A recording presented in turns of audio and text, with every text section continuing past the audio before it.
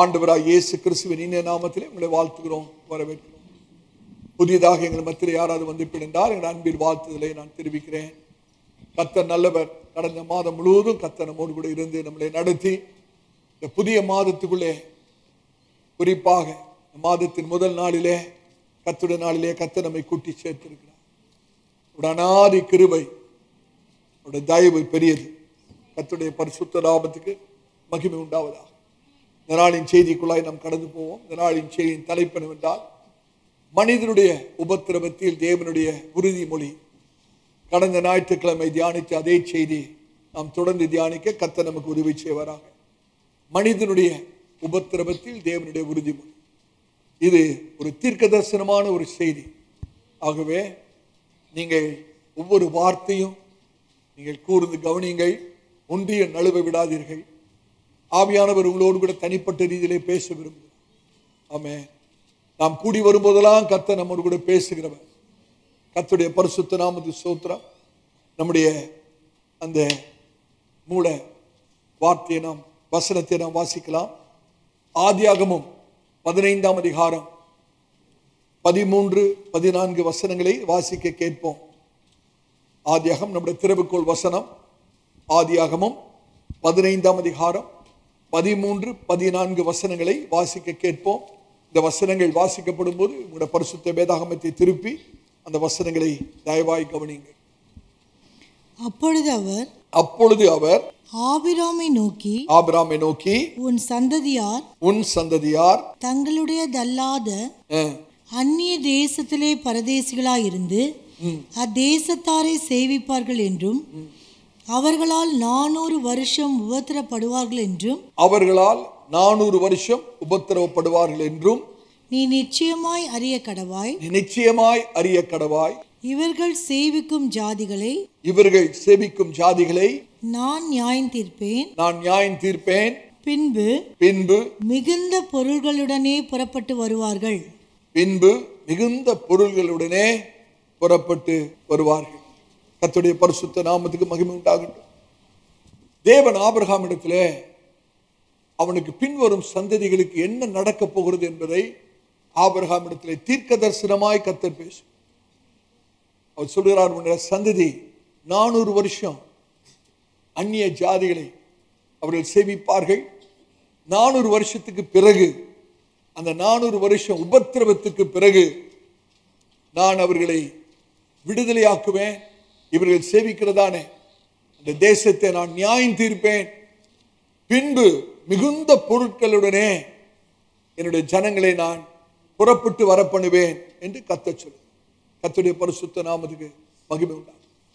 ஆண்டவர் சொல்கிறாரு, என்னுடைய ஜனங்கள் உபத்திரவத்தினூடாக கடந்து போவார்கள். நான் அவர்களை வெளியே கொண்டு வருவேன்.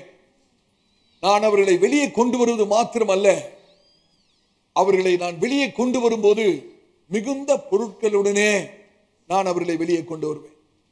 மிகுந்த ஆசீர்வாதத்துடனே அவர்களை நான் வெளியே கொண்டு வருவேன். துக்கத்தோடு அவர்கள் உபத்திரத்துக்குள்ளே போகிறார்கள். ஆனால் மிகுந்த சந்தோஷத்தோடு கூட, ஒரு கம்பீர சத்தத்தோடு கூட, ஆர்ப்பரிப்போடு கூட, துதி ஆராதனையோடு கூட அவர்கள் வெளியே வருகிறதை நாம் வேத வசனங்களிலே வாசிக்க முடியும்.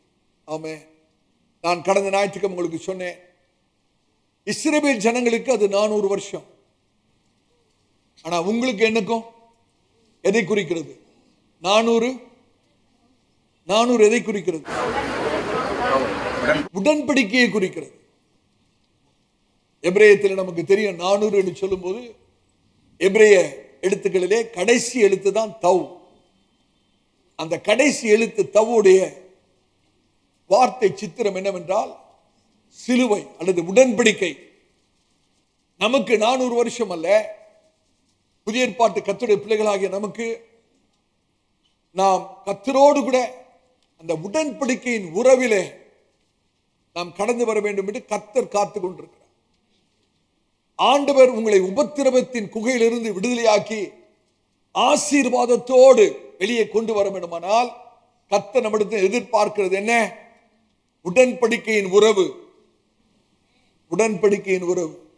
இந்த மாதத்தின் முதல் நாளிலே, செப்டம்பர் மாதம் முதல் தேதியிலே 2024 ஆண்டிலே கர்த்தர் நம்மோடு கூட சொல்லுகிற காரியம் என்னவென்றால், என் மகனே மகளே, என்னோடு கூட ஒரு உடன்படிக்கையின் உறவிலே நீங்கள் கடந்து வருவீர்கள் என்றால் அற்புதமாக அதிசயமாக என்னுடைய ஓங்கிய புயத்தை கொண்டு அற்புதங்களாலும் அடையாளங்களாலும் நான் உங்களை அந்த உபத்திரவத்திலிருந்து விடுதலையாக்கி வெளியே கொண்டு வருவேன்.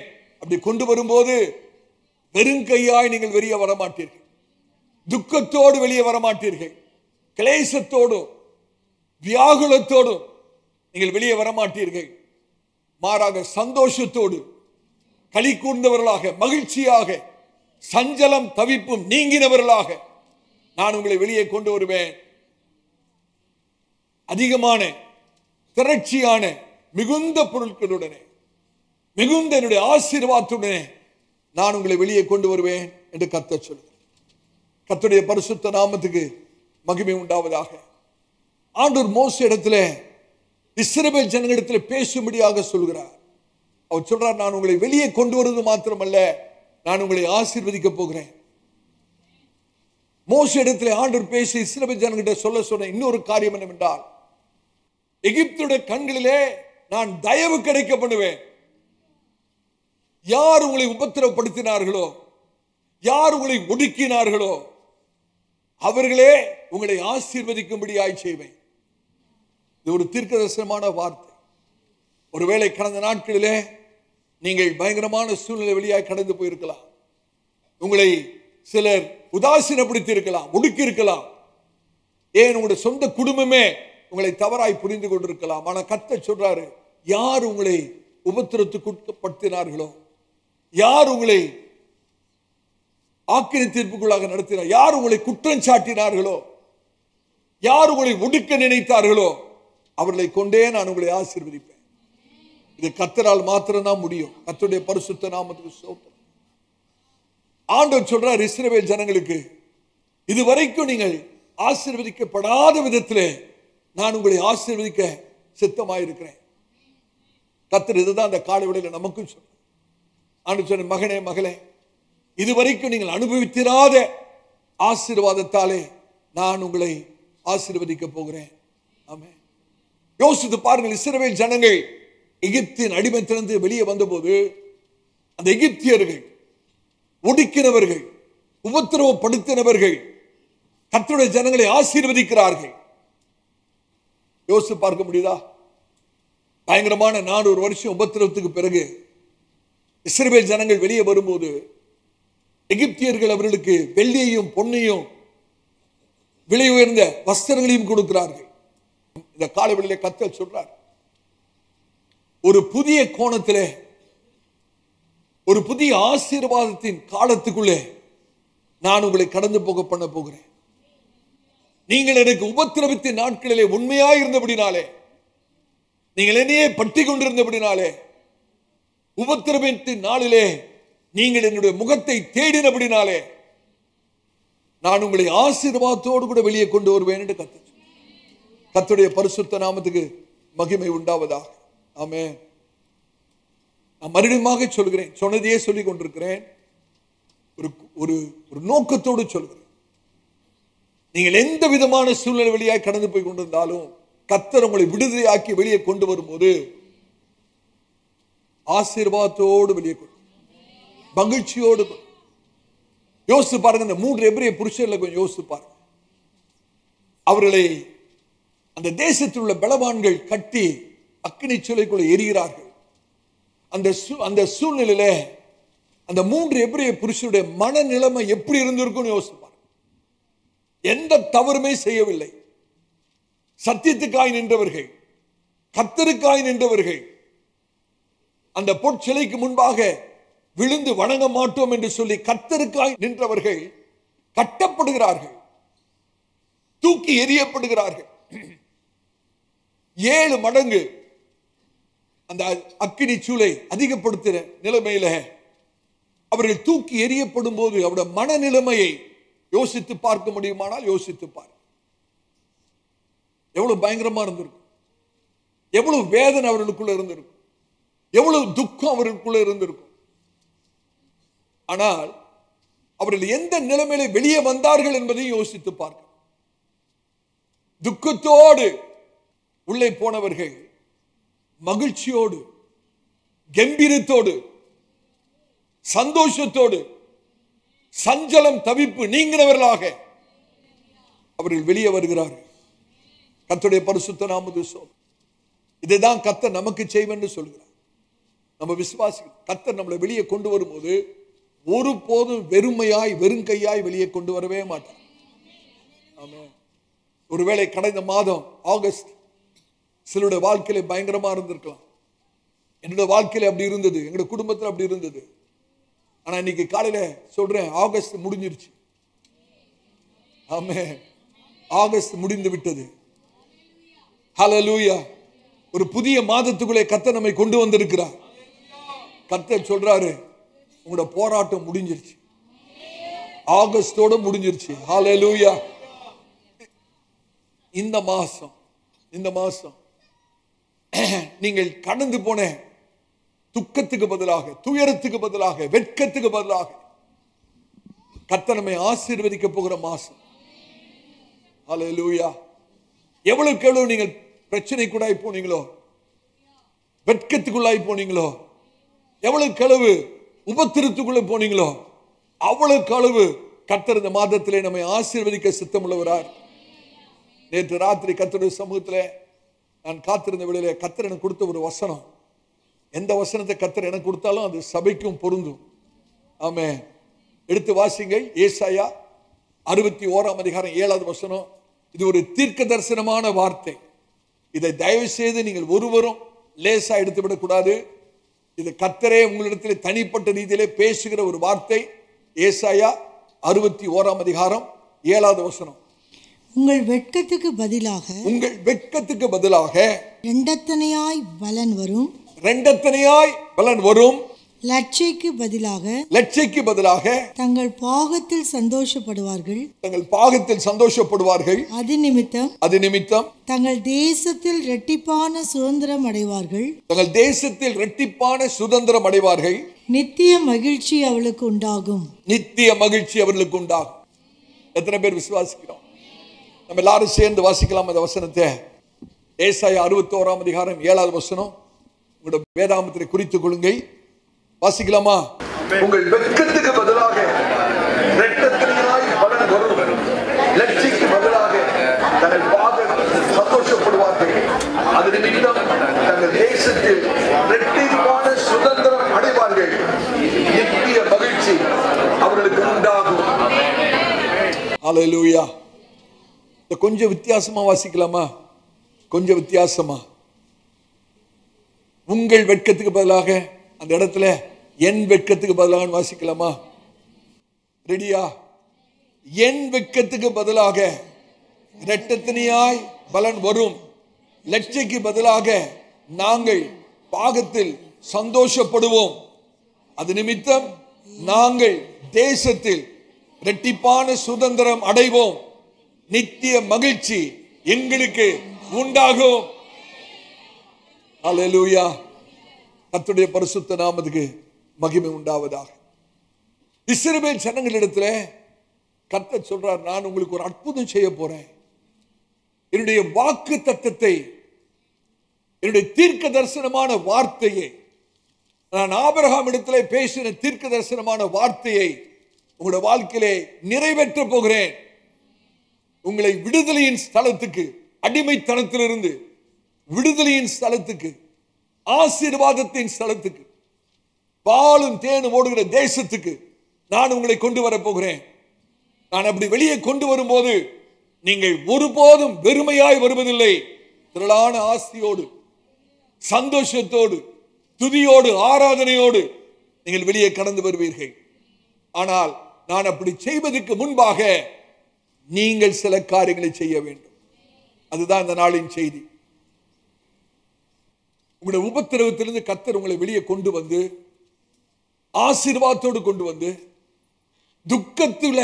துக்கத்தோடு உபத்திரத்துக்குள்ள போன உங்களை சந்தோஷமாக மகிழ்ச்சியோடு கர்த்தர் வெளியே கொண்டு வர வேண்டுமானால் நாம் சில காரியங்களை செய்ய வேண்டும். நாம் சில காரியங்களை செய்ய வேண்டும். அதை தான் கர்த்தர் நம்மோடு கூட பேச விரும்புகிறார். ஒரு 4 காரியங்கள் எடுத்து வாசிங்கள். யாத்ராகமம் 14ஆம் அதிகாரம் 13, 14 வசனங்கள். யாத்ராகமம் 14ஆம் அதிகாரம் 13, 14 வசனங்களை வாசிக்க கேட்போம். உங்களுடைய வேதாகமங்களை திரும்பி பாருங்கள். யாத்ராகமம் 14ஆம் அதிகாரம் 13, 14 வசனங்கள். அப்பொழுது மோசே ஜனங்களை நோக்கி பயப்படாதிருங்கள், நீங்கள் நின்று கொண்டு இன்றைக்கு கர்த்தர் உங்களுக்கு செய்யும் ரட்சிப்பை பாருங்கள். இன்றைக்கு நீங்கள் காண்கிற எகிப்தியரை இனி என்றைக்கும் காண மாட்டீர்கள். கர்த்தர் உங்களுக்காக யுத்தம் பண்ணுவார். நீங்கள் சும்மா இருப்பீர்கள் என்றான். இந்த 2 வசனத்துல ஒரு 4 காரியத்தை கர்த்தர் நம்மிடத்தில் எதிர்பார்க்கிறார். 4 காரியங்கள். முதலாவது தைரியமாயிருங்கள், பயப்படாதீர்கள். 13 வசனத்துல வாசிக்கிறோமா? அப்பொழுது மோசே ஜனங்களை நோக்கி, முதல் வார்த்தை என்னது? பயப்படாதீர்கள் அல்லது தைரியமாயிருங்கள். கர்த்தர் உங்களுடைய உபத்திரவத்திலிருந்து வெளியே கொண்டு வந்து ஆசீர்வாதத்தோடு வெளியே கொண்டு வரணும்னா ஆண்டவர் ஒரு கட்டளையை இடுகிறார். இது ஆலோசனை அல்ல, இது கட்டளை. என்ன கட்டளை? பயப்படாதிருங்கள். Do not be afraid. Be bold. தைரியமாயிருங்கள். இரண்டாவது ஒரு நிபந்தனை, தரித்து நில்லுங்கள்.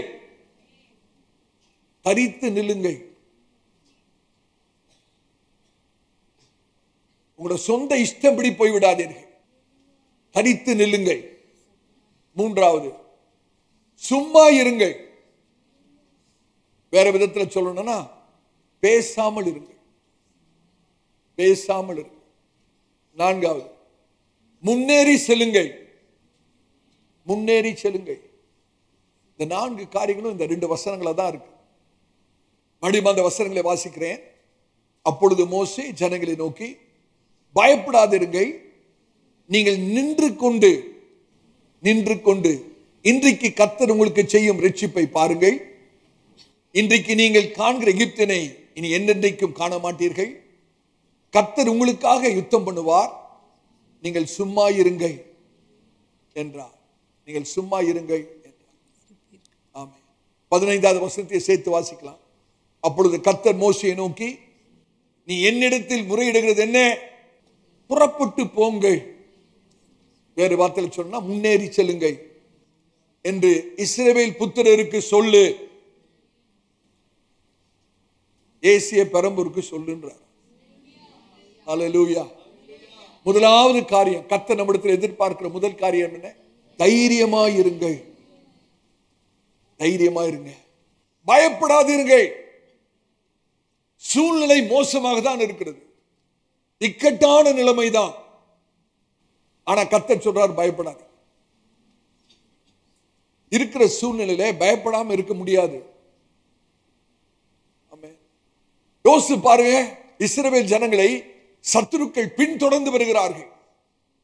எப்படியாவது மறுபடியுமாக அவர்களை அடிமைப்படுத்தும்படியாக, சிறைப்பிடிக்கும்படியாக, மறுபடியுமாக அந்த உபத்திரவத்துக்குள்ளாக இழுத்து செல்லும்படியாக பார்வோனுடைய சேனை இஸ்ரவேல் ஜனங்களை பின்தொடர்ந்து வருகிறது. எப்படிங்க பயப்படாம இருக்க முடியும்? இயற்கையாக பயப்படாம இருக்க முடியாது, அப்படிதானே? ஆனா ஆண்டவர் சொல்றாரு, பயப்படாதீங்க. ஹல்லேலூயா. ஒருவேளை உங்களுடைய மெடிக்கல் ரிப்போர்ட், வைத்தியர்கள், டாக்டர் இந்த வியாதி இருக்குன்னு சொல்லி இருக்கலாம், இப்படிப்பட்ட உடல் நிலைமை இருக்கிறதுன்னு சொல்லி இருக்கலாம். இயற்கையா பார்த்தா பயப்படாம இருக்க முடியாது. இயற்கையா பார்த்தா அந்த ரிப்போர்ட்டை பார்த்தோன்னே ஒரு பயம் வரும். ஆனா ஆண்டவர் சொல்றாரு, அந்த ரிப்போர்ட்டை பார்த்துட்டு பயப்படாதுன்னு சொல்லி. ஹல்லேலூயா. எப்படி பயப்படாம இருக்க முடியும்? ஒருவேளை உங்களுடைய சூழ்நிலையில நீங்க பலவிதமான செலவுகள், இன்னும் கட்ட வேண்டிய அநேக காரியங்கள், பணம் கட்ட வேண்டிய அநேக காரியங்கள் இருக்குது. ஆனா போதுமான அளவுக்கு பணம் கையில இல்ல. இயற்கையான சூழ்நிலை பயப்படாம இருக்கவே முடியாது. ஆனா கர்த்தர் உங்களை பார்த்து சொல்றாரு, பயப்படாது, நான் யெகோவா ஈராக இருக்கிறேன். அல்லேலூயா. ஒருவேளை உங்களுடைய பிள்ளைகள் அடங்காத பிள்ளைகளாக, உங்களுக்கு பயங்கர தொந்தரவு கொடுக்கிற பிள்ளைகளாக, உங்களை பிரச்சனைக்கு உட்படுத்துகிற பிள்ளைகளாக அவர் இருக்கிறபடினாலே உங்களுக்குள்ளே ஒரு பயம் வருகிறது. இயற்கையை பார்த்தா பயப்படாம இருக்கவே முடியாது. ஆனா கர்த்தர் உங்களை பார்த்து சொல்றாரு, அருமையான தாயே, தகப்பனே, பயப்பட வேண்டாம், உங்களுடைய பிள்ளைகளை என்னிடத்துல ஒப்புவி. அல்லேலூயா. ஒருவேளை உங்களுக்கு விவாக உறவு உடைகிற மாதிரி இருக்கலாம், பிரிந்து போகிற ஒரு சூழ்நிலை இருக்கலாம். இயற்கையா பயப்படாம இருக்க முடியாது. ஆனா கர்த்தர் உங்களை பார்த்து சொல்றாரு, மகனே, மகளே, பயப்படாது இருங்க. ஆமென். ஒருவேளை இஸ்ரவேல் ஜனங்கள் சிவந்த சமுத்திரத்துக்கு முன்பாக நின்றது போல மூடப்பட்ட அடைக்கப்பட்ட கதவுக்கு முன்பாக நீங்கள் நின்று கொண்டிருக்கலாம். இயற்கையாக பயப்படாமல் இருக்க முடியாது. ஆனால் ஆண்டவர் உங்களை பார்த்து சொல்றாரு, என் மகனே, என் மகளே, பயப்படாது. ஒரு நிமிஷம் யோசிச்சு பாருங்க. எதிரு ஜபாலய தலைவன் ஆண்டவராய் இயேசுவிடத்தில் ஓடி வருகிறார். அவருடைய ஒரே மகள், 12 வயது உள்ள மகள், மரிக்கும் தருவாயிலே இருக்கிறார். அவளை வீட்டில் விட்டுட்டு ஆண்டவராய் இயேசுவை குறித்து கேள்விப்பட்டபடினாலே எதிரு ஆண்டவராய் இயேசுவிடத்தில் ஓடி வருகிறார். ஆண்டவரே, என் மகளுக்கு ஒரு அற்புதம் செய்யணும், என் வீட்டுக்கு வரணும். அப்படி ஆண்டவராய் இயேசு எதிரு வீட்டுக்கு வருகிற வழியிலேயே இன்னொரு செய்தி வருகிறது. போதகரை தொந்தரவு செய்ய வேண்டாம், உன் மகள் மரித்து போனார். எவ்வளவு பயப்படக்கூடிய ஒரு சூழ்நிலை யோசிச்சு பாருங்க. அந்த சூழ்நிலை ஆண்டவர் சொல்றாரு, பயப்படாதே, விசுவாசம் உள்ளவனாயிரு. மரித்து போன சூழ்நிலை சகோதரனே, இதுக்கு மேல ஒரு நம்பிக்கை இல்லை. நம்பிக்கை எல்லாம் சுக்குநூறா உடைக்கப்பட்ட ஒரு நிலைமை. ஆண்டவர் சொல்றார், விசுவாசம் உள்ளவனாயிரு, பயப்படாதே, பயப்படாதே, விசுவாசம் உள்ளவனாயிரு. இந்த காலவெளியில கர்த்தருடைய ஊழியக்காரன் நான் சொல்றேன், உங்களுடைய சூழ்நிலை எப்படிப்பட்டதா இருந்தாலும் சரி, ஆண்டவரே, இன்னும் ஒரு நாள் உயிர் பிழைத்து வாழ முடியாத ஒரு சூழ்நிலையா இருக்கலாம். நாளைக்கு நம்ம என்ன செய்ய போகிறோம் என்பது தெரியாம இருக்கலாம். பல விதத்தில் நெருக்கப்படுகிற ஒரு சூழ்நிலையா இருக்கலாம். எப்படிப்பட்ட சூழ்நிலையா இருந்தாலும் ஆண்டவர் உங்களை பார்த்து தனிப்பட்ட ரீதியில, என் மகனே, என் மகளே, பயப்படாதே. இதை சொல்றது யாருங்க? மனுஷன் அல்ல, அண்ட சராசரங்களை படைத்த கர்த்தர், வானத்தையும் பூமியை உண்டாக்கின சேனைகளின் கர்த்தர். மனுஷர் பயப்படாதன்னு சொன்னா பயப்படாம இருக்க முடியாது. அப்படிதானே? நிறைய பேர் நம்மளை பார்த்து சொல்லுவாங்க, பயப்படாதீங்க பிரதர், சிஸ்டர், பயப்படாதீங்க, நான் உங்களுக்காக ஜெபம் பண்றேன். அது வேற. ஆனா தேவாதி தேவன், ராஜாதி ராஜன், கர்த்தாதி கர்த்தர், அண்ட சராசரங்களை படைத்தவர், எல்லாவற்றையும் ஆளுகை செய்கிறவர், உங்களை என்னையும் படைத்த கர்த்தர் நம்மை பார்த்து சொல்றாரு, மகனே, மகளே, பயப்படாதே. இது மனிதனோட வார்த்தை இல்ல பிரதர், சிஸ்டர், இது மனிதன் சொல்லுகிற பயப்படாது சொல்லுகிற வார்த்தை அல்ல, கர்த்தர் சொல்லுகிற வார்த்தை. சர்வ வல்லமையுள்ள தேவன் நம்மை பார்த்து சொல்லுகிற வார்த்தை, பயப்படாதீர்கள், பயப்படாதீர்கள். அல்லேலூயா. நாம் ஒன்றை புரிந்து கொள்ள வேண்டும். ஒரு பிரச்சனை நமக்கு விரோதமாக எழும்பும் போது, ஒரு இக்கட்டான சூழ்நிலை வரும்போது, சத்ருவாகிய பிசாசு அவன் செய்ய முயற்சி பண்ணுகிற முதல் காரியம் என்ன தெரியுமா? நம்மை பயத்துக்குள்ளாக்குறது தான். பயத்துக்குள்ளாக்குறது தான். பிசாசுக்கு நல்லா தெரியும், கர்த்தருடைய பிள்ளைகள் பயந்து விடுவார்கள் என்றால் கர்த்தர் அவர்களுக்காக கிரியை செய்கிறது தடைப்பட்டு விடும் என்று நல்லா தெரியும். ஏன் தெரியுமா? எங்கே பயம் இருக்கிறதோ அங்கே விசுவாசம் இல்லை என்ற அர்த்தம். விசுவாசம் இல்லாமல் தேவனை ஒரு காலம் பிரியப்படுத்த முடியாது என்று வேதம் சொல்கிறது. எப்படி பயம் கர்த்தருடைய காரியத்தை நம்முடைய வாழ்க்கையை தடை பண்ணுகிறதோ, அதே போல விசுவாசம் கர்த்தருடைய காரியத்தை, கர்த்தருடைய கிரியை நம்முடைய வாழ்க்கையிலே துரிதப்படுத்துகிறது. பயம் காரியங்களை தடை பண்ணும். விசுவாசம் நம்முடைய வாழ்க்கையிலே தேவன் நமக்காய் கிரியை செய்ய கர்த்தருடைய கரம் செயல்பட ஏதுவாக இருக்கும். கர்த்தருடைய பரிசுத்த நாமத்துக்கு ஸ்தோத்திரம். அநேக சமயங்களிலே நடக்க போகாத காரியத்தை குறித்து தான் நமக்கு பயமே. நீங்க யோசிச்சு பாருங்க, உங்களோட பயம்லாம் என்ன, எப்படிப்பட்ட பயம், எதுக்காக நீங்க பயப்படுறீங்கன்னு யோசிச்சு பாருங்க. நடக்காத காரியத்தை நினைச்சுதான். நடக்க போறதே கிடையாது. அந்த மாதிரி ஒண்ணு நடக்க போறது இல்லை. ஆனா அப்படி ஆயிருமோ, இப்படி ஆயிருமோ, நடக்க போகாத ஒரு காரியத்தை உங்களோட மனசுல போட்டு உங்களை பயமுத்துறதுதான் பிசாசுடைய வேலையே. ஆமே. இன்னைக்கு கர்த்தர் சொல்கிறார், அந்த பயத்தின் ஆவியை நீங்கள் எதிர்த்து நிற்க வேண்டும். பயத்துக்கு ஒரு நாள் இடம் கொடுக்கணும். அது ஒரு ஆவி. அது கர்த்தர் நமக்கு பயத்தின் ஆவியை தராம, அது பயத்தின் ஆவி. அது ஒரு ஆவி, ஒரு அசுத்த ஆவி. அது நம்ம அதை எதிர்த்து நிற்க வேண்டும். அடிக்கடி இப்படிதான் யோசிக்கும். பிசாசு ஒரு நாய் மாதிரி. நீங்க ஒரு நாய்க்கு பயந்து ஓடினா நாய் என்னங்க பண்ணும் பார்த்துருக்கீங்களா? நீங்க நாய்க்கு பயந்து ஓடினீங்கன்னா அது உங்களை துரத்தும். அப்படி துரத்திட்டு வரும்போது நீங்க திரும்பி நீங்க நின்று பாருங்க, அதை முறைச்சு பாருங்க, அது திரும்பி அந்த பக்கம் ஓட ஆரம்பிச்சு. பிசாசு எப்பொழுதுமே அப்படிதான். அவன் நம்முடைய வாழ்க்கையை கூர்ந்து கவனிப்பான். நீங்க அவனுக்கு பயப்படுறீங்களா இல்லையான்னு பார்ப்பான். நீங்க அவனுக்கு பயப்படுறதா அவனுக்கு தெரிஞ்சிருச்சுன்னா அவன் தொடர்ந்து உங்களை பயமுறுத்தி கொண்டே இருப்பான். ஆனால் நீங்கள் அவனுக்கு பயப்படவில்லை என்பது அவனுக்கு தெரிந்து விடுமானால் அவன் உங்களுக்கு பயப்படுவான். எத்தனை பேருக்கு விளங்குதுன்னா? உங்களோட வாழ்க்கையை கவனித்துக் கொண்டே இருப்பான். இந்த பிரதர் எனக்கு பயப்படுறாரா இல்லையா? இந்த பிரதர் பயப்படுறாருன்னு பிசாசு தெரிஞ்சிருச்சுன்னா அவன் பல சூழ்நிலைகளை உங்களுக்கு விரோதமா உருவாக்கி, ஆபீஸ்லயோ வீட்டிலேயோ சமுதாயத்திலேயோ எங்கேயாவது சூழ்நிலை உருவாக்கி உங்களுக்கு விரோதமா ஜனங்களை எழுப்பி பயமுத்திக்கிட்டே இருப்பான். ஆனா நீங்க பிசாசுக்கு பயப்படலன்னு அவனுக்கு தெரிஞ்சிருச்சுன்னா அவன் உங்களுக்கு பயப்பட ஆரம்பிச்சு. தீர்மானம் நம்முடையதான். இப்ப நம்ம பயந்து பிசாசு நம்மளை பயப்படுத்த விட்டு கொடுக்க போகிறோமா, அல்லது நாம் பிசாசுக்கு பயப்படாமல் எதிர்த்து நின்று அவனை பயமுத்த போகிறோம்? நம்ம தான் தீர்மானிக்கணும். ஆமே.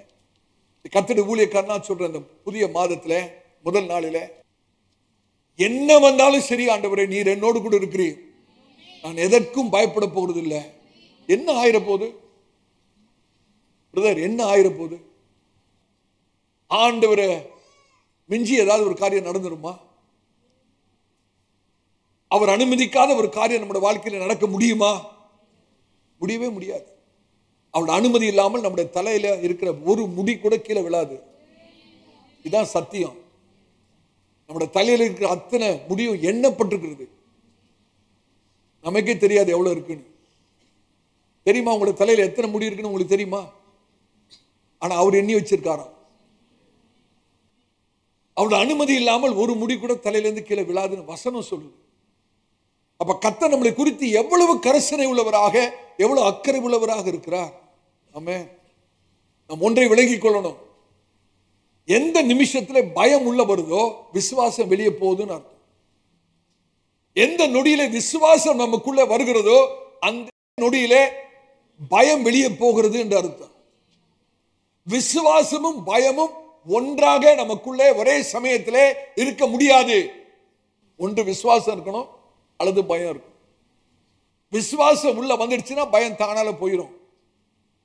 பயம் உள்ள வர நீங்கள் அனுமதித்து விட்டு விட்டால் விசுவாசம் உங்களை விட்டு வெளியே போய்விடும். ஆமென். நான் போன ஞாயிற்றுக்கிழமை சொன்னதை திருப்பி சொல்றேன். உங்களோட பயத்தை விசுவாசமாக மாற்றுங்கள். உங்களோட ஜெபத்தை துதியாக மாற்றுங்கள். உங்களோட பயத்தை விசுவாசம், turn your fear into faith and turn your prayer into praise. உங்களோட பயத்தை விசுவாசமாக மாற்று. அதுக்குதான் கர்த்தருடைய வார்த்தையே. ஆண்டவர் வாரந்தோறும் நம்மோட பேசுற நோக்கம் என்ன? நம்முடைய பயம் விசுவாசமாக மாறணும், அல்லது பயம் இருக்கிற இடத்துல விசுவாசம் தங்க வேண்டும். நம்முடைய ஜெபம் துதியாக மாறணும். ஏன் அப்படி சொல்றேன்னா, நீங்க ஆண்டவரை நோக்கி ஜெபிக்கும் போது உங்களுக்குள்ள ஒரு பயம், அந்த பயத்து நிமித்தம் தான் இன்னைக்கு அநேகர் ஜெபிக்கிறதே. ஆண்டவரே, இந்த சூழ்நிலை இருக்கிறது, இந்த பிரச்சனை இருக்கிறது, இந்த தேவை இருக்கிறது, எங்களுக்கு உதவி செய்யுங்க அப்படின்னு ஜெபிக்கும் போது நமக்குள்ள என்ன இருக்குதுன்னா பயம் இருக்கு. ஆனா விசுவாசம் இருந்தா ஜெபம் வராது, துதி வரும். பயம் இருந்தா ஜெபம் வரும், விசுவாசம் இருந்தா, விளங்குதா? பயம் இருந்தா என்ன வரும்? விசுவாசம் இருந்தா துதி வரும். ஆமென். நான் விசுவாசிக்கிறவர் இன்னார் என்று அறிந்திருக்கிறேன். என்ன தவற புரிந்து கொள்ளக்கூடாது. நான் ஜெபிக்க வேணான்னு சொல்லல. நம்ம ஜெபிக்கணும், அதிகமா ஜெபிக்கணும். ஆனா ஜெபத்தை காட்டில் அதிகமா துதிக்கணும். ஆமென். நம்முடைய விசுவாசத்தை வெளிப்படுத்துகிறதே நம்முடைய துதி தான். It is our praise that displays our faith. நாம் துதிக்கும் போது ஆண்டவர் என்ன சொல்றோம்? ஆண்டவரே, எனக்கு பயம் இல்லைன்னு சொல்றோம். நீங்க பார்த்துக் கொள்வீங்கன்னு சொல்றோம். நீங்க எல்லாவற்றையும் ஆளுகை செய்கிறீங்கன்னு சொல்றோம். ஆண்டவர் நம்ம துதிக்கும் போது நம்முடைய விசுவாசத்தை நம்முடைய துதி வெளிப்படுத்துகிறது. கர்த்தருடைய பரிசுத்த நாமம். ஆனால் தான் அப்போஸ்தலன் பவுல் ரோமருக்கு எழுதும்போது ரோமர் 10 அதிகாரம் 17 வசனத்திலே விசுவாசம் கேள்வியினால் வரும். கேள்வி தேவ வசனத்தினாலே வரும். விசுவாசம் கேள்வியினால். எவ்வளவுக்கு எவ்வளவு கர்த்தருடைய வார்த்தையை கேட்கிறீங்களோ அவ்வளவுக்கு அவ்வளவு உங்களுக்குள்ள விசுவாசம் கட்டி எழுப்பப்படுகிறது. ஆமென். விசுவாசம் கேள்வியினால் வரும். கேள்வி கர்த்தருடைய வசனத்தினாலே, கர்த்தருடைய வசனத்தை கேட்கிறதுனாலே வரும். கர்த்தருடைய பரிசுத்த நாமத்துக்கு ஸ்தோத்திரம். விசுவாசத்துக்கும் பயத்துக்கும் நிறைய வித்தியாசங்கள் இருக்கு. பயத்துக்கும் விசுவாசத்துக்கும் நிறைய வித்தியாசம். பயம் புயலை பார்க்கும், சீறி எழும்புகிற அலைகளை பார்க்கும் பயம். ஆனா விசுவாசம் அழகா வானத்தில் தோன்றுகிற வானவில்லை பார்க்கும்.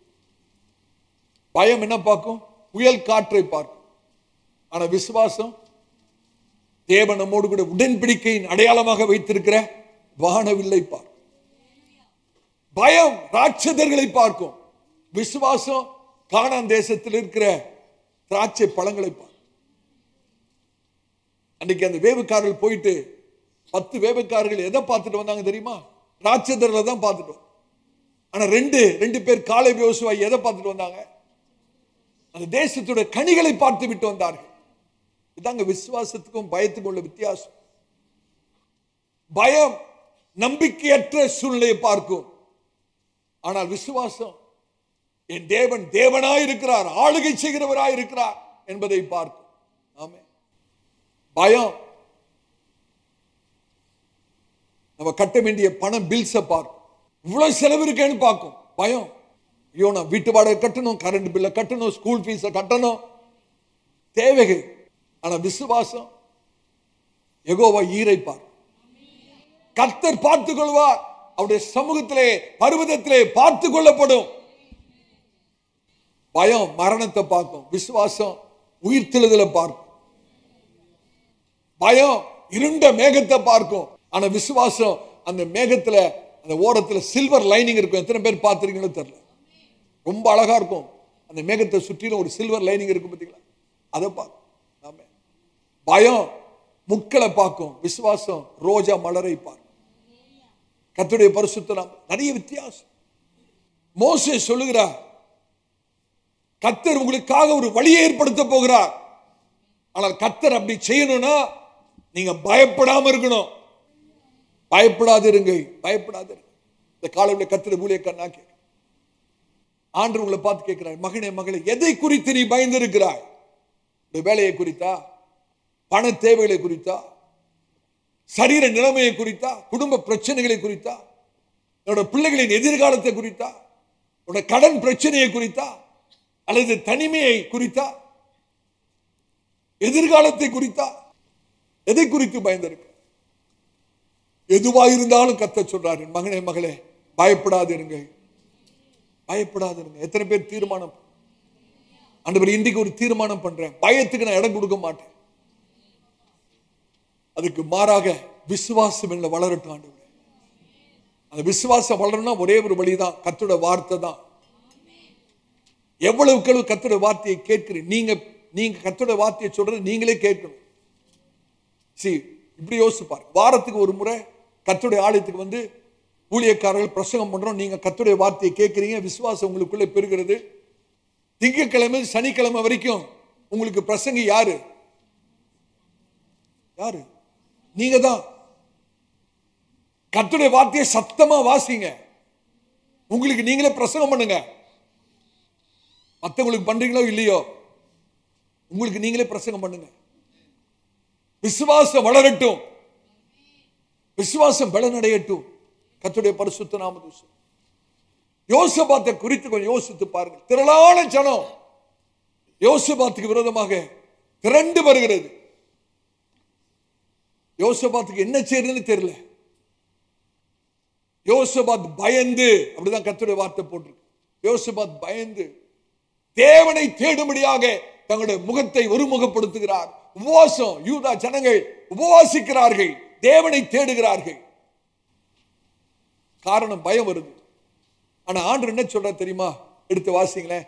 2 நாளாகமும் 20ஆம் அதிகாரம் 3வது வசனத்தை வாசித்து பாருங்க. 2 நாளாகமும் 20ஆம் அதிகாரம் 3வது வசனம். அப்பொழுது யோசபாத் பயந்து கர்த்தரை தேடுகிறதற்கு ஒருமுகப்பட்டு. பயந்தா என்னங்க பண்ணணும்? பயந்தா என்ன பண்ணணும்? கர்த்தரை தேடணும், கர்த்தரை தேடணும், கர்த்தரை தேடணும். யோசபாத் பயந்து கர்த்தரை தேடுவதற்கு ஒருமுகப்பட்டு யூதாவெங்கும் உபவாசத்தை கூறுவித்தான். யூதா எங்கும் உபவாசத்தை கூறுவித்தான். அப்படியே யூதா ஜனங்கள் கர்த்தரிடத்திலே சகாயம் தேட கூடினார்கள். அப்படியே யூதா ஜனங்கள் கர்த்தரிடத்திலே சகாயம் தேட கூடினார்கள். போதும். யோசபாத் பயந்து, இப்ப யோசபாத் பயந்ததினாலே கர்த்தரை தேட ஒருமுகப்பட்ட போது கர்த்தர் பேசுகிறார், வார்த்தையை கொடுக்கிறார், வார்த்தையை கொடுக்கிறார். 15வது வசனத்துல வாசிங்க. 15வது வசனம். சகல யூதா கோத்திரத்தாரே. வார்த்தை வருது பாருங்க, பயம் வருது. யோசபாத்துக்குள்ள பயம் வருது. திரளான ஜனக்கூட்டங்கள் விரோதமாக எழும்பி போர் யுத்தத்துக்கு வருகிறார்கள். யோசபாத்துக்கு பயம் வரும்போது யூதா ஜனங்கள் யோசபாத்து கர்த்தரை தேட தங்களுடைய இருதயங்களை ஒருமுகப்படுத்துகிறார்கள். உடனே கர்த்தர் வார்த்தையை கொடுக்கிறார். 15ஆம் வசனம் வாசிங்க. சகல யூதா கோத்திரத்தாரே, சகல யூதா கோத்திரத்தாரே, எருசலேமின் குடிகளே, எருசலேமின் குடிகளே, ராஜாவாகிய யோசபாத்தே கேளுங்கள், ராஜாவாகிய யோசபாத்தே கேளுங்கள். நீங்கள் அந்த ஏராளமான கூட்டத்திற்கு பயப்படாமலும், நீங்கள் அந்த ஏராளமான கூட்டத்துக்கு பயப்படாமலும் கலங்காமலும் இருங்கள் என்று, கலங்காமலும் இருங்கள் என்று கர்த்தர் உங்களுக்கு சொல்கிறார். மனுஷன் இல்ல பிரதர், இத சொல்றது மனுஷன் அல்ல, கர்த்தர் சொல்லுகிறார். உங்களுக்கு கர்த்தர் சொல்லுகிறார், இந்த யுத்தம் உங்களுடையது அல்ல, தேவனுடையது. யோசபாத்தோட வாழ்க்கையில திரளான ஜனக்கூட்டம், திரளான சத்துருக்கள். உங்களுடைய வாழ்க்கையில எது வேணாலும் இருக்கலாம், எந்த விதமான பிரச்சனையாக இருக்கலாம். கர்த்தர் சொல்றாரு, பயப்படாதிருங்க, பயப்படாமலும் கலங்காமலும் இருங்கள். இந்த யுத்தம் உங்களுடையது அல்ல, கர்த்தருடையது. எத்தனை பேர் விசுவாசி?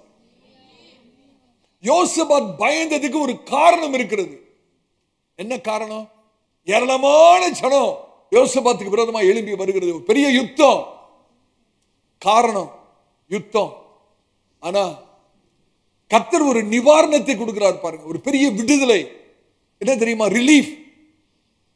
இந்த யுத்தம் உன்னுடையது அல்ல, கர்த்தருடையது. யுத்தம் உன்னுடையது அல்ல, கர்த்தருடையது. காலைவேளையிலே கர்த்தர் உங்களிடத்தை தனிப்பட்டதிலே பேச, உங்களுடைய சிந்தனைகளை திசை திருப்ப விடாதீங்க. பிசாசு இந்த செய்தியை கவனிக்க லேசில் விடமாட்டான். கர்த்தர் சொல்றாரு, மகனே மகளே, இந்த யுத்தம் உன்னுடையது அல்ல, என்னுடையது. இந்த யுத்தம் உன்னுடையது அல்ல, என்னுடையது. இந்த யுத்தம் உன்னுடையது அல்ல, என்னுடையது. எத்தனை பேர் ஆமேன்னு சொல்றீங்க? ஒரு வார்த்தை வரும்போது அதை ரிசீவ் பண்ணணும். எப்படி ரிசீவ் பண்றது? அப்பதான் அந்த வார்த்தை உங்களை கிரியை செய்யும். ஹல்லேலூயா. அதே அதிகாரத்தில் 29 வசனத்தை வாசித்து பாருங்க. 29 வசனம். கர்த்தர் இஸ்ரவேலின் சத்துருக்களோடு, நல்ல கவனிக்கணும், கர்த்தர் இஸ்ரவேலின் சத்துருக்களோடு யுத்தம் பண்ணினார் என்று கேள்விப்பட்ட அந்தந்த தேசத்து ராஜ்யத்தார் மேல் தேவனால் உண்டான பயம் வந்தது. துவக்கத்திலே கர்த்தருடைய ஜனங்கள் பயந்தது உண்மை. யோசபாத்து யூதா ஜனங்களும் பயந்தது உண்மை. ஆனா முடிவிலே அவர்களுக்கு விரோதமான வந்த சத்துருக்கள் இஸ்ரவேலின் தேவனுக்கு பயப்படுகிறார்கள். துவக்கம் எப்படி? கர்த்தருடைய ஜனத்துக்கு பயம். ஆனா முடிவு எப்படி? சத்துருக்கள் இஸ்ரவேலின் தேவனுக்கு பயப்படுகிறார்கள். தீர்க்கதரிசனமா சொல்றேன், உங்களை பயப்படுத்துகிற எந்த சூழ்நிலையா இருந்தாலும் சரி, ஆண்டவரே நான் உம்மை விசுவாசிக்கிறேன், என்ன நம்பிக்கை உண்மையில் இருக்கிறது, நான் பயத்துக்கு இடம் கொடுக்க மாட்டேன், பயத்தை எதிர்த்து நிற்பேன் என்று சொல்லி நீங்கள் தேவன் மேல் விசுவாசம் உள்ளவர்களாக இருப்பீர்கள் என்றால், கர்த்தர் சூழ்நிலையை மாற்றி உங்களுக்கு விரோதமாய் இருக்கிறவர்கள், உங்களுக்கு விரோதமாய் காரியங்களை செய்கிறவர்கள், பேசுகிறவர்கள் உங்கள் தேவனுக்கு பயப்படும்படியாய் செய்வார். எத்தனை பேர் விசுவாசிக்கிறீங்க? கர்த்தருடைய பரிசுத்த நாமத்துக்கு. ஆகவே இந்த காலத்துல கர்த்தர் சொல்றாரு, தைரியமா இருக்கு. என்ன வந்தாலும் மனுஷன் என்ன பண்ணிட முடியும்? கர்த்தர் நம்மோடு கூட இருக்கிறார். சூழ்நிலைகள் நம்ம என்ன பண்ணிரும், பிரச்சனைகள் நம்மளை என்ன செய்திரும்? நம்ம சாதாரண ஜனங்கள் அல்ல. ஹல்லேலூயா. வேதம் என்ன திரும்ப சொல்கிறது? என்னுடைய சிருஷ்டிகர் என்னுடைய நாயகன். என்னுடைய சிருஷ்டிகர் யாரு? உங்களுடைய சிருஷ்டிகர் யாரு? விட்டுருவாரா? உங்களை விட்டுருவாரா? ஆமென். இஸ்ரவேலின் பரிசுத்தர், அவர் நம்முடைய மீட்பர், சர்வ பூமிக்கும் தேவனானவர். எல்லாருக்கும் அவர் தேவன். ஆனா உங்களுக்கு நாயகன், மீட்பர், இஸ்ரவேலின் பரிசுத்தர். கை விட்டுருவாரா? அவர் சொல்றாரு, பயப்படாதே மகனே, பயப்படாதே என் மகளே, உபத்திரவத்திலிருந்து நான் வெளியே கொண்டு வருவேன், ஆசீர்வாதத்தோடு வர செய்வேன். ஆனால் நீங்கள் பயப்படாமல் இருக்க வேண்டும். இரண்டாவது, தரித்து நில்லுங்கள். 13 வசனம். யாத்திராகமம் 14 அதிகாரம் 13 வசனத்தை வாசிங்க. யாத்திராகமம் 14 அதிகாரம் 13 வசனம். அப்பொழுது மோசே ஜனங்களை நோக்கி பயப்படாதிருங்கள். முதலாவது அது தைரியமாயிருங்கள், பயப்படாதிருங்கள். நீங்கள் நின்று கொண்டு, போதும், நீங்கள் நின்று கொண்டு இன்றைக்கு கர்த்தர் உங்களுக்கு செய்யும் ரட்சிப்பை பாருங்கள். போதும், நின்று கொண்டு, தரித்து நில்லுங்கள். நீங்கள் நின்று கொண்டு இன்றைக்கு கர்த்தர் உங்களுக்கு செய்யும் ரட்சிப்பை பாருங்கள். நின்று கொண்டு. இங்கிலீஷ் பைபிள்ல ரொம்ப அழகா இருக்கும், ஸ்டாண்ட் ஸ்டில். முதலாவது தைரியமாயிருங்கள், இரண்டாவது தரித்து நில்லுங்கள். சூழ்நிலையை பார்த்து ஓடாதீர்கள், தப்பித்து பிழைத்து ஓடலாம் என்று நினைக்காதீர்கள், விட்டு விடலாம் என்று நினைக்காதீர்கள். அல்லேலூயா. தரித்து நில்லுங்கள், நின்று கொண்டு. நல்ல யோசித்து பார்க்கணும். நின்று கொண்டுன்னு சொல்லும் போது ஆண்டவர் என்ன சொல்றா தெரியுமா? ஒரு சூழ்நிலை, இக்கட்டான சூழ்நிலை வரும்போது மாமிசம் என்ன தெரியுமா சொல்லும்? தப்பிச்சு ஓடி இருப்பா, இந்த சூழ்நிலையை விட்டு ஓடிரு. ஆனா ஆண்டவர் நின்று கொண்டுன்னு சொல்லும் போது எதை அர்த்தப்படுத்துறா தெரியுமா? மாமிசம் உங்களை ஓட சொல்லுது, மாமிசத்தின்படி செயல்படாதிருங்கள். அதான் இதோட அர்த்தம். மாமிசத்தின்படி செயல்படாதிருங்கள். Resist the urge to move in the flesh. ஒரு சூழ்நிலை, ஒரு பிரச்சனை வரும்போது மாமிசம் பலவிதமான தீர்வுகளை நமக்கு முன்பாக வைக்கிறது. அந்த மாமிசம் சொல்றபடி செயல்பற்றாதன்னு அர்த்தம். உங்களுடைய மாமிசம் சொல்கிறபடி காரியங்களை செய்து விடாதீர்கள். நின்று கொண்டுனா இதான் அர்த்தம். ஆவிக்குரிய அர்த்தம் இதுதான். Don't do things according to your flesh. மாமிசத்தின்படி காரியங்களை செய்து விடாதீர்கள். மாமிசம் சொல்றபடி அல்ல. நாம் மாமிசத்தின்படி நடவாமல் ஆவியின்படி நடக்கிறவர்கள். அப்படின்னா என்ன அர்த்தம்? மாமிசம் பல காரியத்தை சொல்லும். உதாரணத்துக்கு சொல்றேன் பாருங்க. நீங்க ஒரு கடன் பிரச்சனையில் இருக்கிறீங்க, பயங்கரமா நெருக்கப்படுறீங்க, கடன் கொடுத்த ஆளு உங்களை நெருக்கி கொண்டிருக்கிறான். மாமிசம் என்ன தெரியுமா சொல்லும்? இங்க பிரச்சனையா, அந்த ஆள்கிட்ட கடன் வாங்கி இதை அடைச்சிரு. மாமிசம் என்ன சொல்லும்? வேற இடத்துல கடன் வாங்கி இந்த கடன் அடைச்சிருப்பா, உனக்கு பிரச்சனை தீர்ந்துரும். அது பிரச்சனை தீர்றதுக்கு வழியா பிரதர்? அது பிரச்சனை தீர்றதுக்கு வழியா? மாமிசம் உங்களோட பிரச்சனைய, ஒரு பிரச்சனை தான் இருந்தது, இப்ப 2 பிரச்சனை ஆகுது. ஒரு இடத்துல தான் கடன் இருந்தது, இப்ப மாமிசம் என்ன சொல்லுது? இன்னொரு இடத்துல கடன் வாங்கி இதை அடைச்சிரு. இப்ப கடன் பிரச்சனை குறைஞ்சிச்சா கூடுச்சா? கூடிடுச்சு. மாமிசம் சொல்றபடி கேட்டுட்டோம்னா பிரச்சனை கூடிக்கிட்டே போகும். தீர்வு யாருக்கிட்ட இருக்குது? ஆவியானவர்கிட்ட இருக்குது. ஆவியான திரும்ப சொல்வாரு, செத்தாலும் கடன் வாங்காது, என்னை நம்பு, என்னோட சமூகத்தில் காத்திரு, நான் கிரியை செய்ய விட்டு கொடு, நான் அற்புதமாய் தேவையை சந்திப்பேன், நீ எதிர்பாராத ரீதியிலே உன்னுடைய தேவைகள் சந்திக்கப்படும், நீ வெட்கப்பட்டு போவதில்லை, நீ எனக்கு உண்மையாயிரு, என்னுடைய சமூகத்திலே காத்திரு, நான் பார்த்துக் கொள்கிறேன் சொல்லுவார். பலத்தினாலும் அல்ல, பராக்கிரமத்தினாலும் அல்ல, ஆவியினால் ஆகும். நம்முடைய தீர்மானம் தான். மாம்சத்தின்படி செயல்பட போறோமா, ஆவியின்படி செயல்பட போறோமா, நம்ம தான் தீர்மானம். நின்று கொண்டு அந்த வாக்கியத்தின் எபிரேய அர்த்தம் என்னன்னு கேட்டீங்கன்னா, மாமிசத்தின்படி செயல்படாமல்,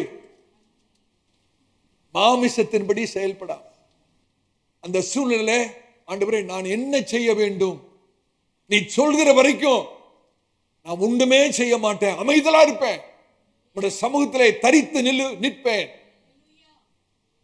ரட்சிப்பை நான் பார்க்கிற வரைக்கும், நீ எனக்காய் கிரியை செய்கிற வரைக்கும், நீ ரெண்டு பட்சத்திலே அசைவாடுகிற வரைக்கும், கிரியை செய்கிற வரைக்கும் நான் மாமிசத்திலே நான் செயல்பட மாட்டேன் அப்படின்னு சொல்லி நிக்கிறதாங்க. கர்த்தர் அதை தான் அந்த காலை விடலை பேசும். கர்த்தருடைய பரிசுத்த நாமம். நின்று கொண்டு இன்றைக்கு கர்த்தர் செய்ய போகிற ரட்சிப்பை பாரு. நின்று கொண்டு மாமிசத்திலே செயல்படாதே, மாமிசத்திலே நீ ஓடாதே. மாமிசம் என்ன தெரியுமா சொல்லும்? ஓடுன்னு சொல்லும். விசுவாசம் தரித்து நில்லுன்னு சொல்லும். மாமிசம் என்ன சொல்லும்? எப்படியாவது தப்பித்து பொழைச்சுக்கோ, ஓடிப்போ, தப்பிச்சிரு. ஆனா விசுவாசம் சொல்லும், ஓடாத, நீ கர்த்தருடைய பிள்ளை, நான் உன்னோடு கூட இருக்கிறேன், நீ அது பார்த்து ஓடுறது இல்லை, அதுதான் உன்னை பார்த்து ஓடணும். ஹல்லேலூயா. இப்ப இஸ்ரவேல் ஜனங்களை கொஞ்சம் யோசித்து பாருங்க, அவங்களோட நிலைமை யோசித்து பாருங்க. நீங்க ஒருவேளை சொல்லலாம், பாஸ்டர் என்னுடைய நிலைமை உங்களுக்கு தெரியாது, ஈஸியா சொல்லிடுறீங்க. ஆனா இஸ்ரவேலுடைய நிலைமையை கொஞ்சம் பாருங்க. இஸ்ரவேல் ஜனங்களுடைய நிலைமையை பாருங்க. பின்னாலே எகிப்தின் சேனை துரத்தி கொண்டு வருகிறது, மறுபடியும் அவர்களை உபத்திரத்துக்குள்ளே கொண்டு போக, அடிமைத்தனத்துக்குள்ளே மறுபடியும் கொண்டு போக இஸ்ரவேலின் சேனை, பார்வோனின் சேனை பின்தொடர்ந்து வருகிறது. 2 பக்கங்களிலும் பர்வதங்கள் நிற்கிறது, முன்னால சிவந்த சமுத்திரம் இருக்குது. இந்த சூழ்நிலை, இக்கட்டான சூழ்நிலை, எந்த பக்கமும் திரும்ப முடியாது, பின்னாலையும் போக முடியாது, முன்னாலையும் போக முடியாது, பக்கவாட்டிலையும் போக முடியாது. இக்கட்டான சூழ்நிலை மாட்டிக்கொண்டிருக்கிற இவர்களை யாருங்க விடுதலையாக்க முடியும்? யார் விடுதலையாக்க? கர்த்தர் அந்த இடத்திலே அவர்களுக்கு விடுதலை தராவிட்டால் அவர்களால் விடுதலையாக வாய்ப்பே இல்லை. கர்த்தர் அவர்களை வெளியே கொண்டு வராவிட்டால் அவர்கள் வெளியே வர வாய்ப்பே இல்லை. ஒருவேளை இந்த சூழ்நிலை நீங்க இருக்கலாம். ஆண்டவர் உங்களுக்கு விடுதலை கொடுத்தாதாங்க விடுதலை. ஆண்டவர் உங்களை வெளியே கொண்டு வந்தாதான் வெளியே வர முடியும். சொந்த பலத்திலேயோ, மனுஷனுடைய உதவியிலோ, சொந்த பிரயாசத்திலேயோ ஒரு நாள் வெளியே வர முடியாது. கர்த்தர் நம்மளை வெளியே கொண்டு வந்தாதான். ஹல்லேலூயா. அதுதான் இஸ்ரவேலுடைய நிலைமை. கர்த்தருடைய பரிசுத்த நாமம். ஒரு நம்பிக்கையற்ற நிலைமை.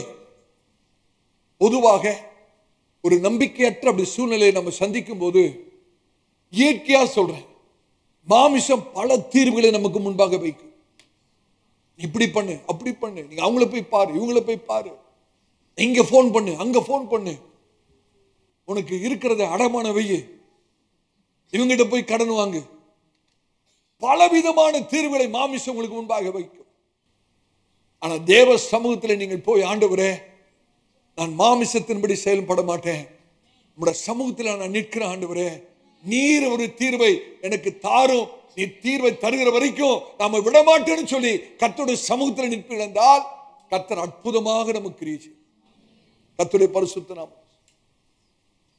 2 விதமான படகு இருக்கு. ஒன்னு பாய்மர கப்பல், இன்னொன்னு நீராவி கப்பல். பாய்மர கப்பலை பார்த்துருக்கீங்களா? எந்த திசையில அலை அடிக்குதோ அந்த திசையில பாய்மர கப்பல் போகும். அதுக்குன்னு ஒரு திசை கிடையாது. எந்த திசையில காத்தடிக்குதோ அந்த திசையில பாய்மர கப்பல் போகும். ஆனா நீராவி கப்பல் அப்படி கிடையாது. அந்த காற்றுக்கு எதிர்த்து போகும்.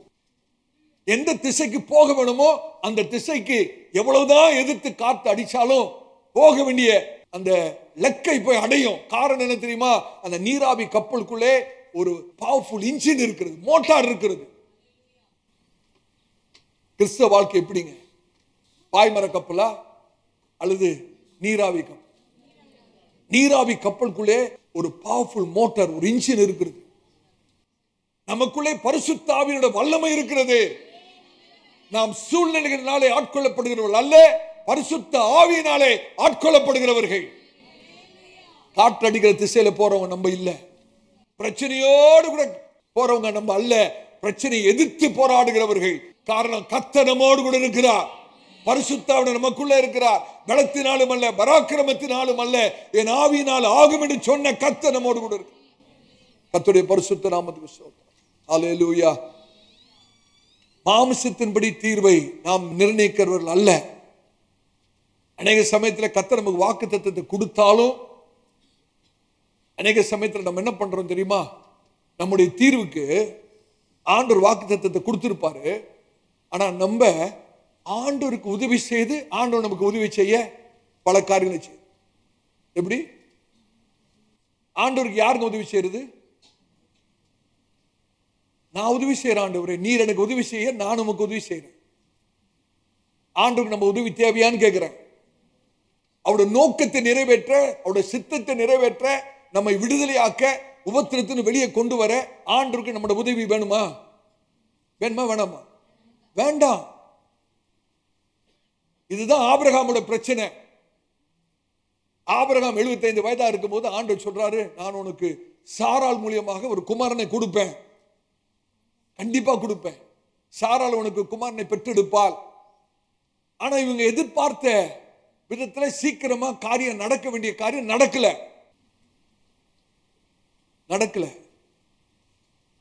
ஆபிரகாமுக்கும் வயது ஆய்கொண்டே போகிறது, சாராளுக்கும் வயது ஆய்கொண்டே போகிறது. சாராளுடைய கற்பம் செத்து போயிருக்கிறது. இப்ப ஆபிரகாம் யோசிக்கிறார், என்ன பண்ணலாம்? சாராள் யோசிக்கிறாங்க, என்ன பண்ணலாம்? சபையாரை கேளுங்க, நம்ம ஈஸியா சொல்லிடுறோம், ஆபிரகாம் இந்த மாதிரி பண்ணிட்டாரப்பா. சரி, சாராள் ஆகார் மூலியமாக ஒரு சந்ததி உண்டாகட்டும், ஒரு பிள்ளை பெற்றுக்கொள்ளலாம் அப்படின்னு சொன்ன ஆபிரகாம் கேட்டுடலாமா? அதை அப்படின்னு மேலோட்டமா வாசிக்கிறோம். காரணம், அந்த வேதாகமத்துடைய பின்னணி சரித்திரம் நமக்கு தெரியல. நான் சொல்றேன், நல்ல கவனிங்க. அந்த காலத்துல 10 வருஷத்துக்கு மேல ஒரு தம்பதிக்கு குழந்தை இல்லைன்னா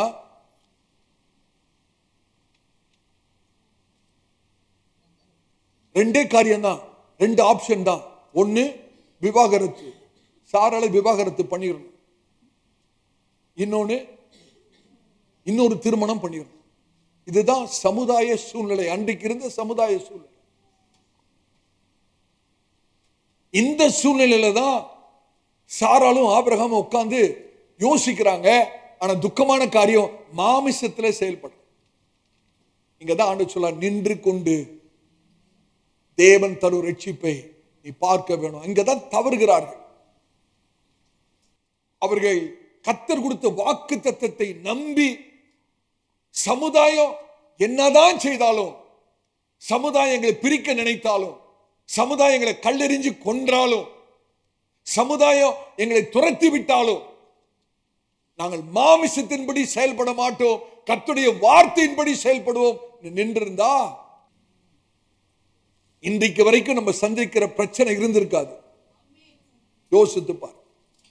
ஆபிரகாமும் சாராலும் மாமிசத்தின்படி செயல்படுகிறார்கள். நமக்கு முழு கதையை நமக்கு தெரியும். இஸ்மவேல் பிறக்கிறார். அதே சமயத்தில் கர்த்தர் சொன்னபடி வாக்குத்தத்தத்தின்படியே சாராள் கற்பம் தரித்து ஈசாக்கை பிறப்பிக்கிறார். ஆபிரகாம் அன்னைக்கு மாமிசத்திலே செயல்பட்டபடினால்தான் இன்றைக்கு வரைக்கும் இஸ்மவேலுடைய வித்துக்கும் ஈசாக்கோட வித்துக்கும் யுத்தம் நடந்து கொண்டே இருக்கிறது. இன்றைக்கு வரைக்கும் யோசிச்சு பாருங்க. ஆபிரகாம் சாராள் மாத்திரம் அன்னைக்கு மாமிசத்தின்படி செயல்படாமல் கர்த்தருடைய வார்த்தையை நம்பி கர்த்தருக்கு காத்திருந்திருப்பார்கள் என்றால் கண்டிப்பா வாக்குத்தத்தம் நிறைவேறிச்சா இல்லையா? கண்டிப்பா நிறைவேறும். கர்த்தருடைய வார்த்தை நிறைவேறி இருக்கும். இன்றைக்கு இஸ்ரவேலுக்கும் பாலஸ்தீனாவுக்கும் இருக்கிற பிரச்சனை இன்னைக்கு இருந்திருக்காது. எத்தனை பேருக்கு விளங்குதுனாச்சு? கர்த்தர் ஒரு வாக்குத்தத்தத்தை கொடுப்பாரானால், ஒரு வார்த்தையை தருவாரானால் கண்டிப்பாக நிறைவேற்றுவார். அவர் பொய் சொல்ல மனுஷன் அல்ல, மனமாற மனுபுத்திரனும் அல்ல. சொல்லியும் செய்யாதிருப்பேனோ? என்னால் கூடாத காரியம் உண்டோ? ஹல்லேலூயா. ஒருவேளை சாத்தியமே இல்லாத போல தெரியலாம், நம்பிக்கை அற்ற நிலைமையா இருக்கலாம். ஆனா கர்த்தருடைய வாக்குத்தத்தம் கண்டிப்பா நிறைவேறும். எத்தனை பேர் விசுவாசிக்கிறோம்? இந்த மாதத்தின் முதல் நாள்ல கர்த்தர் சொல்றார், மகனே மகளே, எந்த சூழ்நிலையிலும் சரி, எப்பேற்பட்ட உபத்திரவத்தின் நிலைமையிலும் சரி, மாமிசத்திலே செயல்பட என்னுடைய சமூகத்திலே நீ தரித்து நில். நின்று கொண்டு நான் தரும் ரட்சிப்பை பார். எத்தனை பேர் விசுவாசிக்கிறோம்? கர்த்தருடைய பரிசுத்த நாமத்துக்கு மகிமை உண்டாகும். புதிய ஏற்பாட்டில் ஆண்டு ஒரு அழகான வசனத்தை சொல்றார். எடுத்து வாசிங்கள். மத்தேயு 19ஆம் அதிகாரம் 26வது வசனத்தை வாசிங்கள். மத்தேயு 19ஆம் அதிகாரம் 26வது வசனம். சீக்கிரமா. இயேசு அவர்களை பார்த்து மனுஷரால் இது கூடாததுதான், தேவனாலே எல்லாம் கூடும் என்றார். தேவனாலே எல்லாம் கூடும் என்றார்.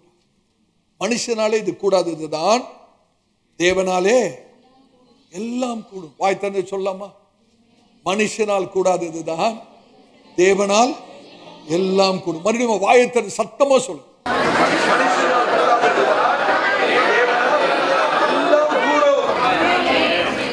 எந்த பின்னணியத்திலே ஆண்டவராய் இயேசு இந்த வசனத்தை சொன்னார்? எந்த பின்னணியம்? ஐஸ்வர்யவான் ரட்சிக்கப்படுவது அரிது. அந்த பின்னணியம் தான். ஐஸ்வர்யவான் ரட்சிக்கப்படுவது ரொம்ப கஷ்டம். வாசிங்க அந்த வசனத்தை. 23, 24 வாசிங்க. அப்பொழுது இயேசு தம்முடைய சீஷர்களை நோக்கி, ஐஸ்வர்யவான் பரலோக ராஜ்யத்தில் பிரவேசிப்பது அரிது, கஷ்டம், கடினம் என்று மெய்யாகவே உங்களுக்கு சொல்லுகிறேன். மேலும் ஐஸ்வர்யவான் தேவனுடைய ராஜ்யத்தில் பிரவேசிப்பதை பார்க்கிலும் ஒட்டகமானது ஊசியின் காதிலே நுழைவது. அந்த இடத்துல ஒட்டகம் இல்ல, எபிரேய வேதாந்தத்துல கயிறு, கமால், கயிறு ஊசியின் காதிலே நுழைவது எளிதாயிருக்கும் என்று உங்களுக்கு சொல்லுகிறேன். ஐஸ்வர்யவான் தேவனுடைய ராஜ்யத்தில் பிரவேசிப்பதை பார்க்கிலும் மொத்த கயிறு ஊசியின் காதிலே நுழைவது எளிதாயிருக்கும் என்று உங்களுக்கு சொல்லுகிறேன். அப்ப பின்னணி என்னன்னு கேட்டீங்கன்னா, ஒரு பணக்காரன் ரட்சிக்கப்படுவது அரிது, ரொம்ப கஷ்டம். காரணம், ஒரு பணக்காரன் தன்னுடைய நம்பிக்கையெல்லாம் பணத்து மேல, ஆசீர் மேல வைத்திருப்பான். தேவனுடைய தேவையை உணராது இருப்பான். பணம் இருக்குது, எல்லாம் சமாளிச்சுக்கலாம், பார்த்துக்கலாம். அவனோட நம்பிக்கையெல்லாம் தன்னுடைய ஆசீர் மேல இருக்கும். அந்த மனுஷன் ரட்சிக்கப்படுறதுக்கு ரொம்ப கஷ்டம். ஆனா அந்த மனுஷனை கூட கர்த்தரால் ரட்சிக்க முடியும். அந்த பணக்காரனை கூட மனுஷனால் கூடாதுதான், ஆனா தேவனால் எல்லாம் கூடும். அந்த பணக்காரனை கூட ஒரே ராத்திரில பிச்சைக்காரனா மாத்தி ஆண்டவரால் ரட்சிக்க முடியுமா? முடியாதா? ஒரு ராத்திரி போதும் பிரதர், ஒரே ஒரு ராத்திரி போதும். எவ்வளவு பெரிய ஐஸ்வர்யம் இருந்தாலும் சரி, அந்த மனுஷனை ஒண்ணும் இல்லாமல் ஆக்கி அந்த மனுஷனை தேவனை நம்பி விசுவாசிக்க ரட்சிக்கப்பட தேவனால் மாத்திரம்தான் முடியும். மனுஷனால் கூடாததுதான், ஆனால் தேவனால் எல்லாம் ஆகும். கர்த்தருடைய பரிசுத்த நாமத்துக்கு ஸ்தோத்திரம். ஹல்லேலூயா. ஆண்டவர் சொல்றாரு, நீ நின்று கொண்டு, அதாவது மாமிசத்துல செயல்படாம இருக்கிறது மாத்திரம் அல்ல, நீ உன்னை பார்க்கணும். நீ உன்னை பார்க்கணும். என்னால் வரும் ரட்சிப்பை பார்க்க வேண்டும். நின்று கொண்டு, அந்த பகுதியை வாசிங்க. யாத்திராகமம் 14ஆம் அதிகாரம் 13ஆம் வசனம். நீங்கள் நின்று கொண்டு இன்றைக்கு கர்த்தர் உங்களுக்கு செய்யும் ரட்சிப்பை பாருங்கள். இன்றைக்கு கர்த்தர் உங்களுக்கு செய்யும் ரட்சிப்பை பாருங்கள். கொஞ்சம் மொழிபெயர்ப்பு பிழைகள் இருக்கிறது. இன்றைக்கு கர்த்தருடைய ரட்சிப்பை பாருங்கள். கர்த்தர் செய்கிற இல்ல, எபிரேய வேதாகமத்தில் கர்த்தருடைய ரட்சிப்பை பாருங்க. ரட்சிப்புனா யாருங்க? யெஷுவா. எபிரேயத்தில் யெஷுவா அவரோட நாமம். ஆண்டவராகிய இயேசு எபிரேயத்தில் யெஷுவா. யெஷுவானா என்ன அர்த்தம் தெரியுமா? ரட்சிப்பு. நீங்கள் நின்று கொண்டு யெஷுவாவை பாருங்கள். யெஷுவாவை பாருங்கள். நின்று கொண்டு உங்களுடைய விசுவாசத்தை துவக்கிறவரும் முடிக்கிறவருமாய் இருக்கிற ஆண்டவராகிய இயேசுவை பாருங்கள். அவரை பார்த்த முகங்கள் பிரகாசம் அடைந்தது, ஒரு நாள் வெட்கப்பட்டு போவதில்லை. ஹல்லேலூயா. உங்களுடைய விசுவாச கண்ணில் பாருங்க, சரீர கண்களில் அல்ல. கர்த்தர் செய்ய போகிற அற்புதமான காரியங்கள், ஆண்டவராகிய இயேசு உங்களுக்கு செய்கிற அற்புதமான அதிசயமான காரியத்தை உங்களுடைய விசுவாச கண்களிலே பாருங்கள். நாம் தரிசித்து நடவாமல் விசுவாசத்தில் நடக்கிறோம் சொல்றாரு பவுல். இஸ்ரவேல் ஜனங்களை யோசித்து பாருங்க. அந்த கோலியாத் என்ற ராட்சதன் 40 நாட்கள் காலையிலும் மாலையிலும் வந்து இஸ்ரவேலின் தேவனை நிந்தித்துக் கொண்டிருக்கிறான், பயமுறுத்தி கொண்டிருக்கிறான், ஜனங்களை பயமுறுத்தி கொண்டிருக்கிறான். சவுலும் இஸ்ரவேல் ராணுவமும் கோலியாத்தை பார்த்து கொண்டிருக்கிறது. ஆனால் தாவீது சேனைகளின் தேவன், இஸ்ரவேலின் தேவனை பார்த்து. சகோதரர், உங்களுடைய சூழ்நிலையிலே நீங்கள் யாரை பார்க்கிறீர்கள் என்பது ரொம்ப முக்கியம். உங்களுடைய சூழ்நிலை நீங்க யாரை பார்க்கிறீங்க? உங்களுடைய சூழ்நிலையிலே, உங்களுடைய உபத்திரவத்திலே, உங்களுடைய பிரச்சனையிலே நீங்கள் மனுஷரை பார்த்து விடுவீர்கள் என்றால் பயம் வரும். இஸ்ரவேலின் தேவனை பார்த்தா விசுவாசம் வரும். இதான் வித்தியாசம். உங்களுடைய சூழ்நிலையில் நீங்க யாரை பிரதர் பார்க்கிறீங்க? சிஸ்டர், உங்களுடைய பிரச்சனை நீங்க யாரை பார்க்கிறீங்க? மனைவிமாரிலே உங்களுடைய பண தேவைக்கு நீங்க யாரை பார்க்கிறீங்க? கணவனை பார்த்தீங்கன்னா பயம் வரும். இவர் எப்படி நம்முடைய தேவையை சந்திக்க முடியும்? இவரோட வருமானம் எவ்வளவு நமக்கு தெரியும், இவ்வளவு செலவு இருக்கு, இவர் எப்படி நம்முடைய தேவையை சந்திக்க முடியும்? நீங்க புருஷனை பார்த்தா கூட பயம்தான் வரும். நீங்க தேவனை பார்த்தா விசுவாசம். மனுஷரை பார்க்க வேண்டும். நாசில சுவாசம் உள்ள மனுஷனை நம்புவதை பார்க்கிலும் தேவன் மேல் பற்றுதலாக இருப்பது நல்லது. கர்த்தருடைய பரிசுத்த நாமத்துக்கு தரித்து நில்லுங்க. மாம்சத்தின்படி செயல்படாதீங்க. கர்த்தருடைய சமூகத்தில் உட்காருங்க. ஆவியானவர் நடத்துறபடி செய்யுங்க. தேவனிடத்திலே ஆலோசனை கேட்டு காரியங்களை செய்யுங்க. அவசரப்பட்டு காரியங்களை செய்து மாம்சத்தின்படி செய்து நம்ம பிரச்சனைக்குள்ள ஆகக்கூடாது. கர்த்தர் எல்லாவற்றையும் நமக்காக அழகாக திட்டமிடுகிறார். கர்த்தருடைய பரிசுத்த நாமம்.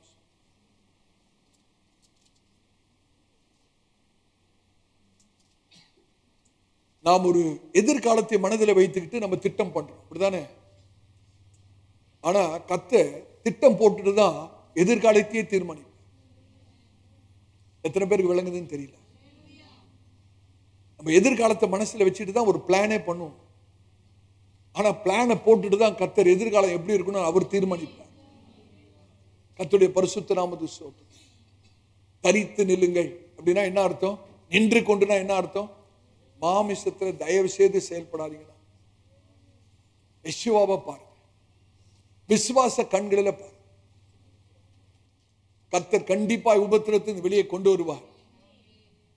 ஆசீர்வாதத்தோடு நீங்கள் வெளியே வருவீர்கள். மகிழ்ச்சியோடு வெளியே வருவீர்கள். சஞ்சலம் தவிப்பும் ஓடி போகும். மூன்றாவதாக சும்மா இருங்கள். அந்த வசனத்தை வாசிங்க. 14வது வசனம். யாத்திராகமம் 14ஆம் அதிகாரம் 14வது வசனம். கர்த்தர் உங்களுக்காக யுத்தம் பண்ணுவார். கர்த்தர் உங்களுக்காக யுத்தம் பண்ணுவார். நீங்கள் சும்மா இருப்பீர்கள் என்றான். சும்மா இருந்தா போதும். சும்மா இருப்பீங்கன்னா என்ன அர்த்தம் தெரியுமா? பேசாம இருங்கன்னு அர்த்தம். இங்கிலீஷ் பைபிள்ல ஹோல்ட் யுவர் பீஸ் அப்படின்னு போட்டாங்க. இதோட என்ன அர்த்தம்னு கேட்டீங்கன்னா, ஒரு பயங்கரமான உபத்திரவத்தின் நேரத்தில், இக்கட்டின் நேரத்தில், பிரச்சனையின் நேரத்தில் பேசாம இருக்கணும். இந்த வாய் இருக்குது, வாய் என்னென்னத்தையோ பேசிடும். அதான் பிரச்சனையே. யோசித்து பாருங்க, ஏங்க மோசே பயங்கரமான சூழ்நிலை தான். முன்னால சிவந்த சமுத்திரம், பின்னால பார்வோன் சேனை, ரெண்டு பக்கமும் பர்வதங்கள், தப்பித்து போக வழியே இல்லை. மோசே ஏன் இஸ்ரவேல் ஜனங்களை பார்த்து கர்த்தர் சொல்ல பேசாம இருப்பா? இந்த நேரத்தில் வாயை விட்டு ஏதாவது பேசுறாரு, பேசாம. யோசித்து பாருங்க, பேச மாத்திரம் விட்டு இருந்தா என்னன்னா பேசிடுவான் ஜனம். 10 விஷம் முறுமுறுத்த ஜனம். இது லேசான ஆட்கள் நினைச்சாங்க இஸ்ரவேல் ஜனங்களை. ஒரு இடத்துல மோசே கேட்கிறார், ஆண்டவரே இவங்களை போய் என்கிட்ட கொடுத்துட்டீங்களா ஆண்டவரே? இவங்களை நான் பெத்தா எடுத்தேன், தாங்க முடியல. மோசேக்கே தாங்க முடியல. இந்த ஜனம் எப்ப என்ன பண்ணுனே தெரியாது. திடீர்னு கல்ல எடுத்துரும். மோசே சொல்றாரு, பேசாம இருங்க. யோசிச்சு பாருங்க, அந்த ஜனம் மாத்திரம் இன்னைக்கு பேச விட்டுருந்தா என்னன்னா பேசியிருக்கும்னு நீங்க கொஞ்சம் கற்பனை தான் செய்து பார்க்கணும். ஒரு கூட்டம் சொல்லியிருக்கோம், திரும்பி போயிடலாமா, அங்க எகிப்தே நல்லா இருந்தது இல்லை, நம்மளுக்கு என்னத்துக்கு இந்த பிரச்சனை எல்லாம்? ஆண்டவர் நம்மளை அழிக்கிறதுக்கு இங்க கொண்டு வந்து விட்டாரா? எப்படியும் சாக போகிறோம், எங்க செத்தா என்ன, எகிப்திலே செத்து இருக்கலாமே. பேச விட்டுருந்தா பல காரியங்களை பேசிருக்கு, சாத்தியமே இல்லாத காரியங்கள் எல்லாம் பேசிருக்கு. பயங்கரமான சூழ்நிலை. அவர்கள் சிவந்த சமுத்திரத்தை சந்திக்கிறார்கள். பார்வோனுடைய சேனை பின்தொடர்ந்து மடிமாக அவர்களை சிறைப்பிடித்து கொண்டு போக முடியாத வருகிறது. கர்த்தருடைய ஊழியக்காரனா சொல்றேன், உங்களுடைய பிரச்சனையின் மத்தியிலே, உங்களுடைய சோதனையின் மத்தியிலே, உபத்திரவத்தின் மத்தியிலே ஆண்டவர் உங்களை பார்த்து சொல்றதுமா, பேசாம இருப்பா. என் மகளே பேசாம இருங்க, பேசாம. ஹல்லேலூயா. ஒரு சாத்தியமற்ற ஒரு சூழ்நிலை நாம் சந்திக்கும் போது பேசணும்னா கர்த்தருடைய வார்த்தையை பேசுங்க. அப்படி இல்லைன்னா பேசாம இருந்துருங்க. எத்தனை பேர் என்னை கேட்டுக்கொண்டு ஒரு இக்கட்டான சூழ்நிலை, பயங்கரமான பிரச்சனை, அந்த பிரச்சனையில நீங்க ஏதாவது பேசணும்னா என்னத்தை தான் பேசணும்?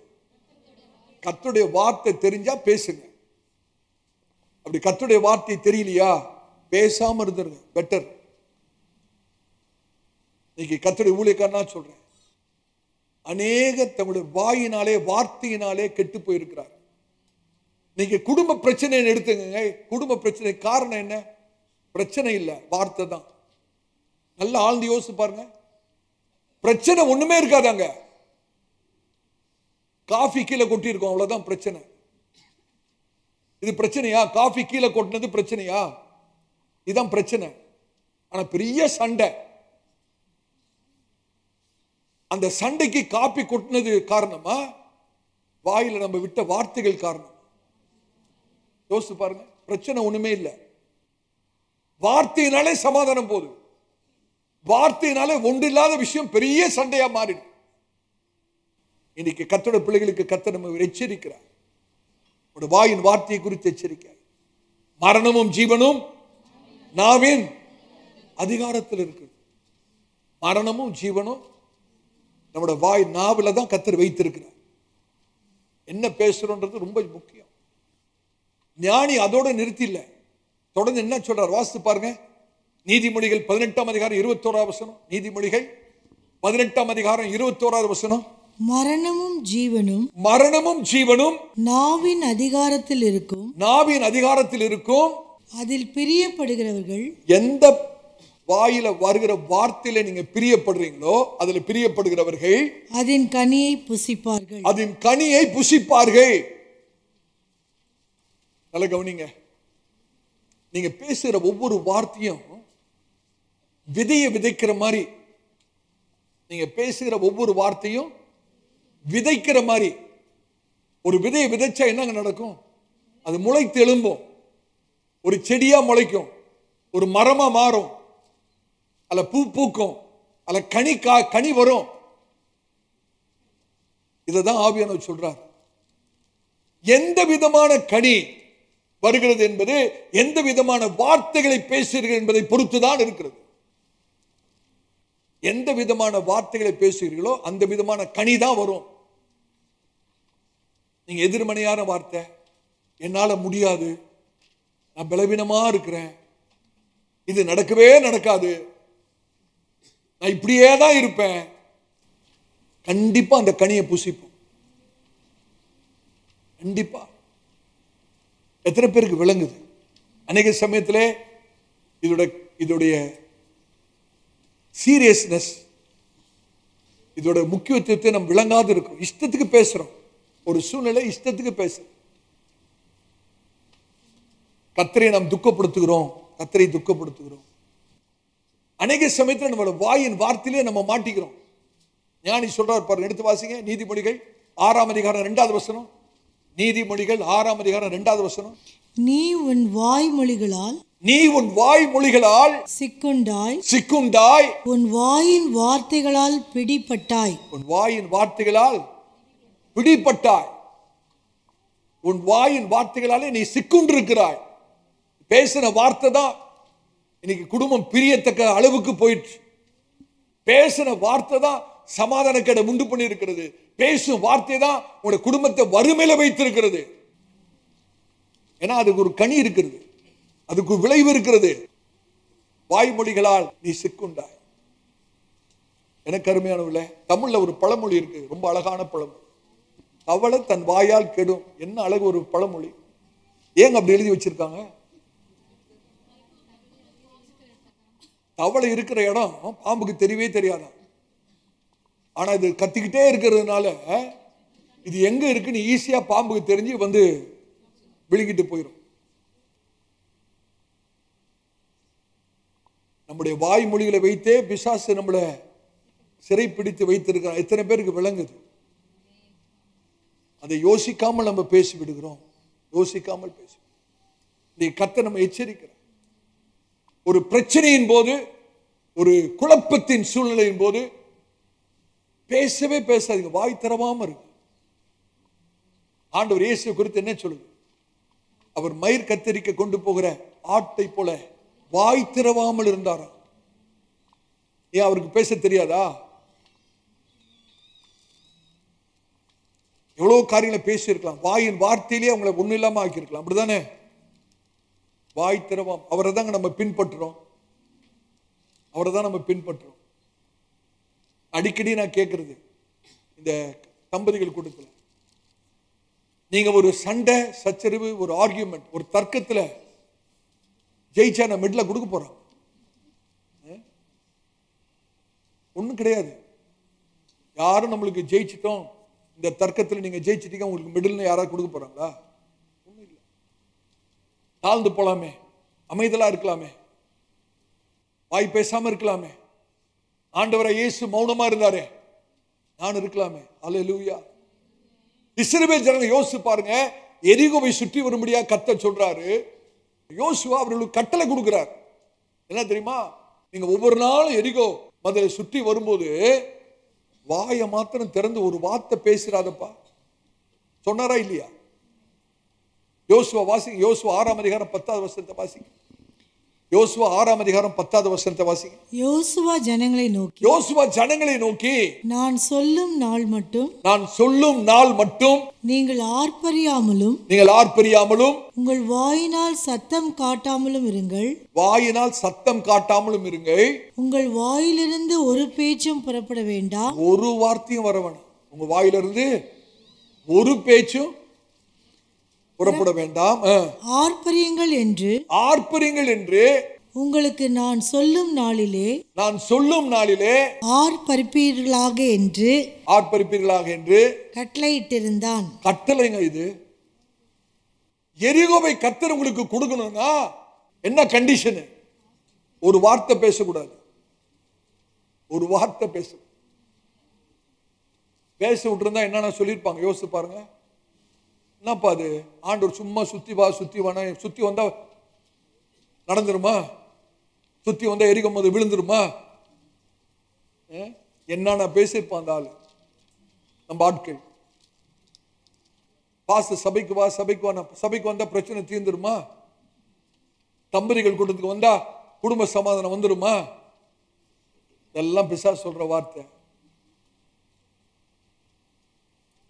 ஒரு வார்த்தை பேசக்கூடாது, ஒரு வார்த்தை பேச. எரிகோ மதில் கீழே விழணும்னா ஒரு அவிசுவாச வார்த்தை நம்முடைய வாயிலிருந்து வரக்கூடாது.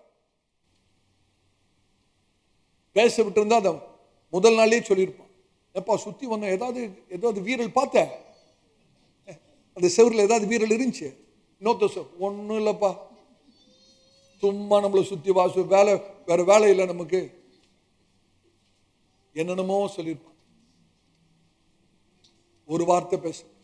நான் சொல்ற நாள் வரைக்கும் அப்படியே நீங்க வாயை திறக்கணும்னா 7வது நாள்ல வாயை திறந்து கர்த்தருடைய நாமத்தை துதித்து ஆர்ப்பரிக்க வேண்டும். ஹல்லேலூயா. கர்த்தருடைய பரிசுத்த நாமத்துக்கு ஸ்தோத்திரம். ஆமென். இன்னைக்கு மாதத்தின் முதல் நாளிலே ஒரு தீர்மானம் எடுங்க.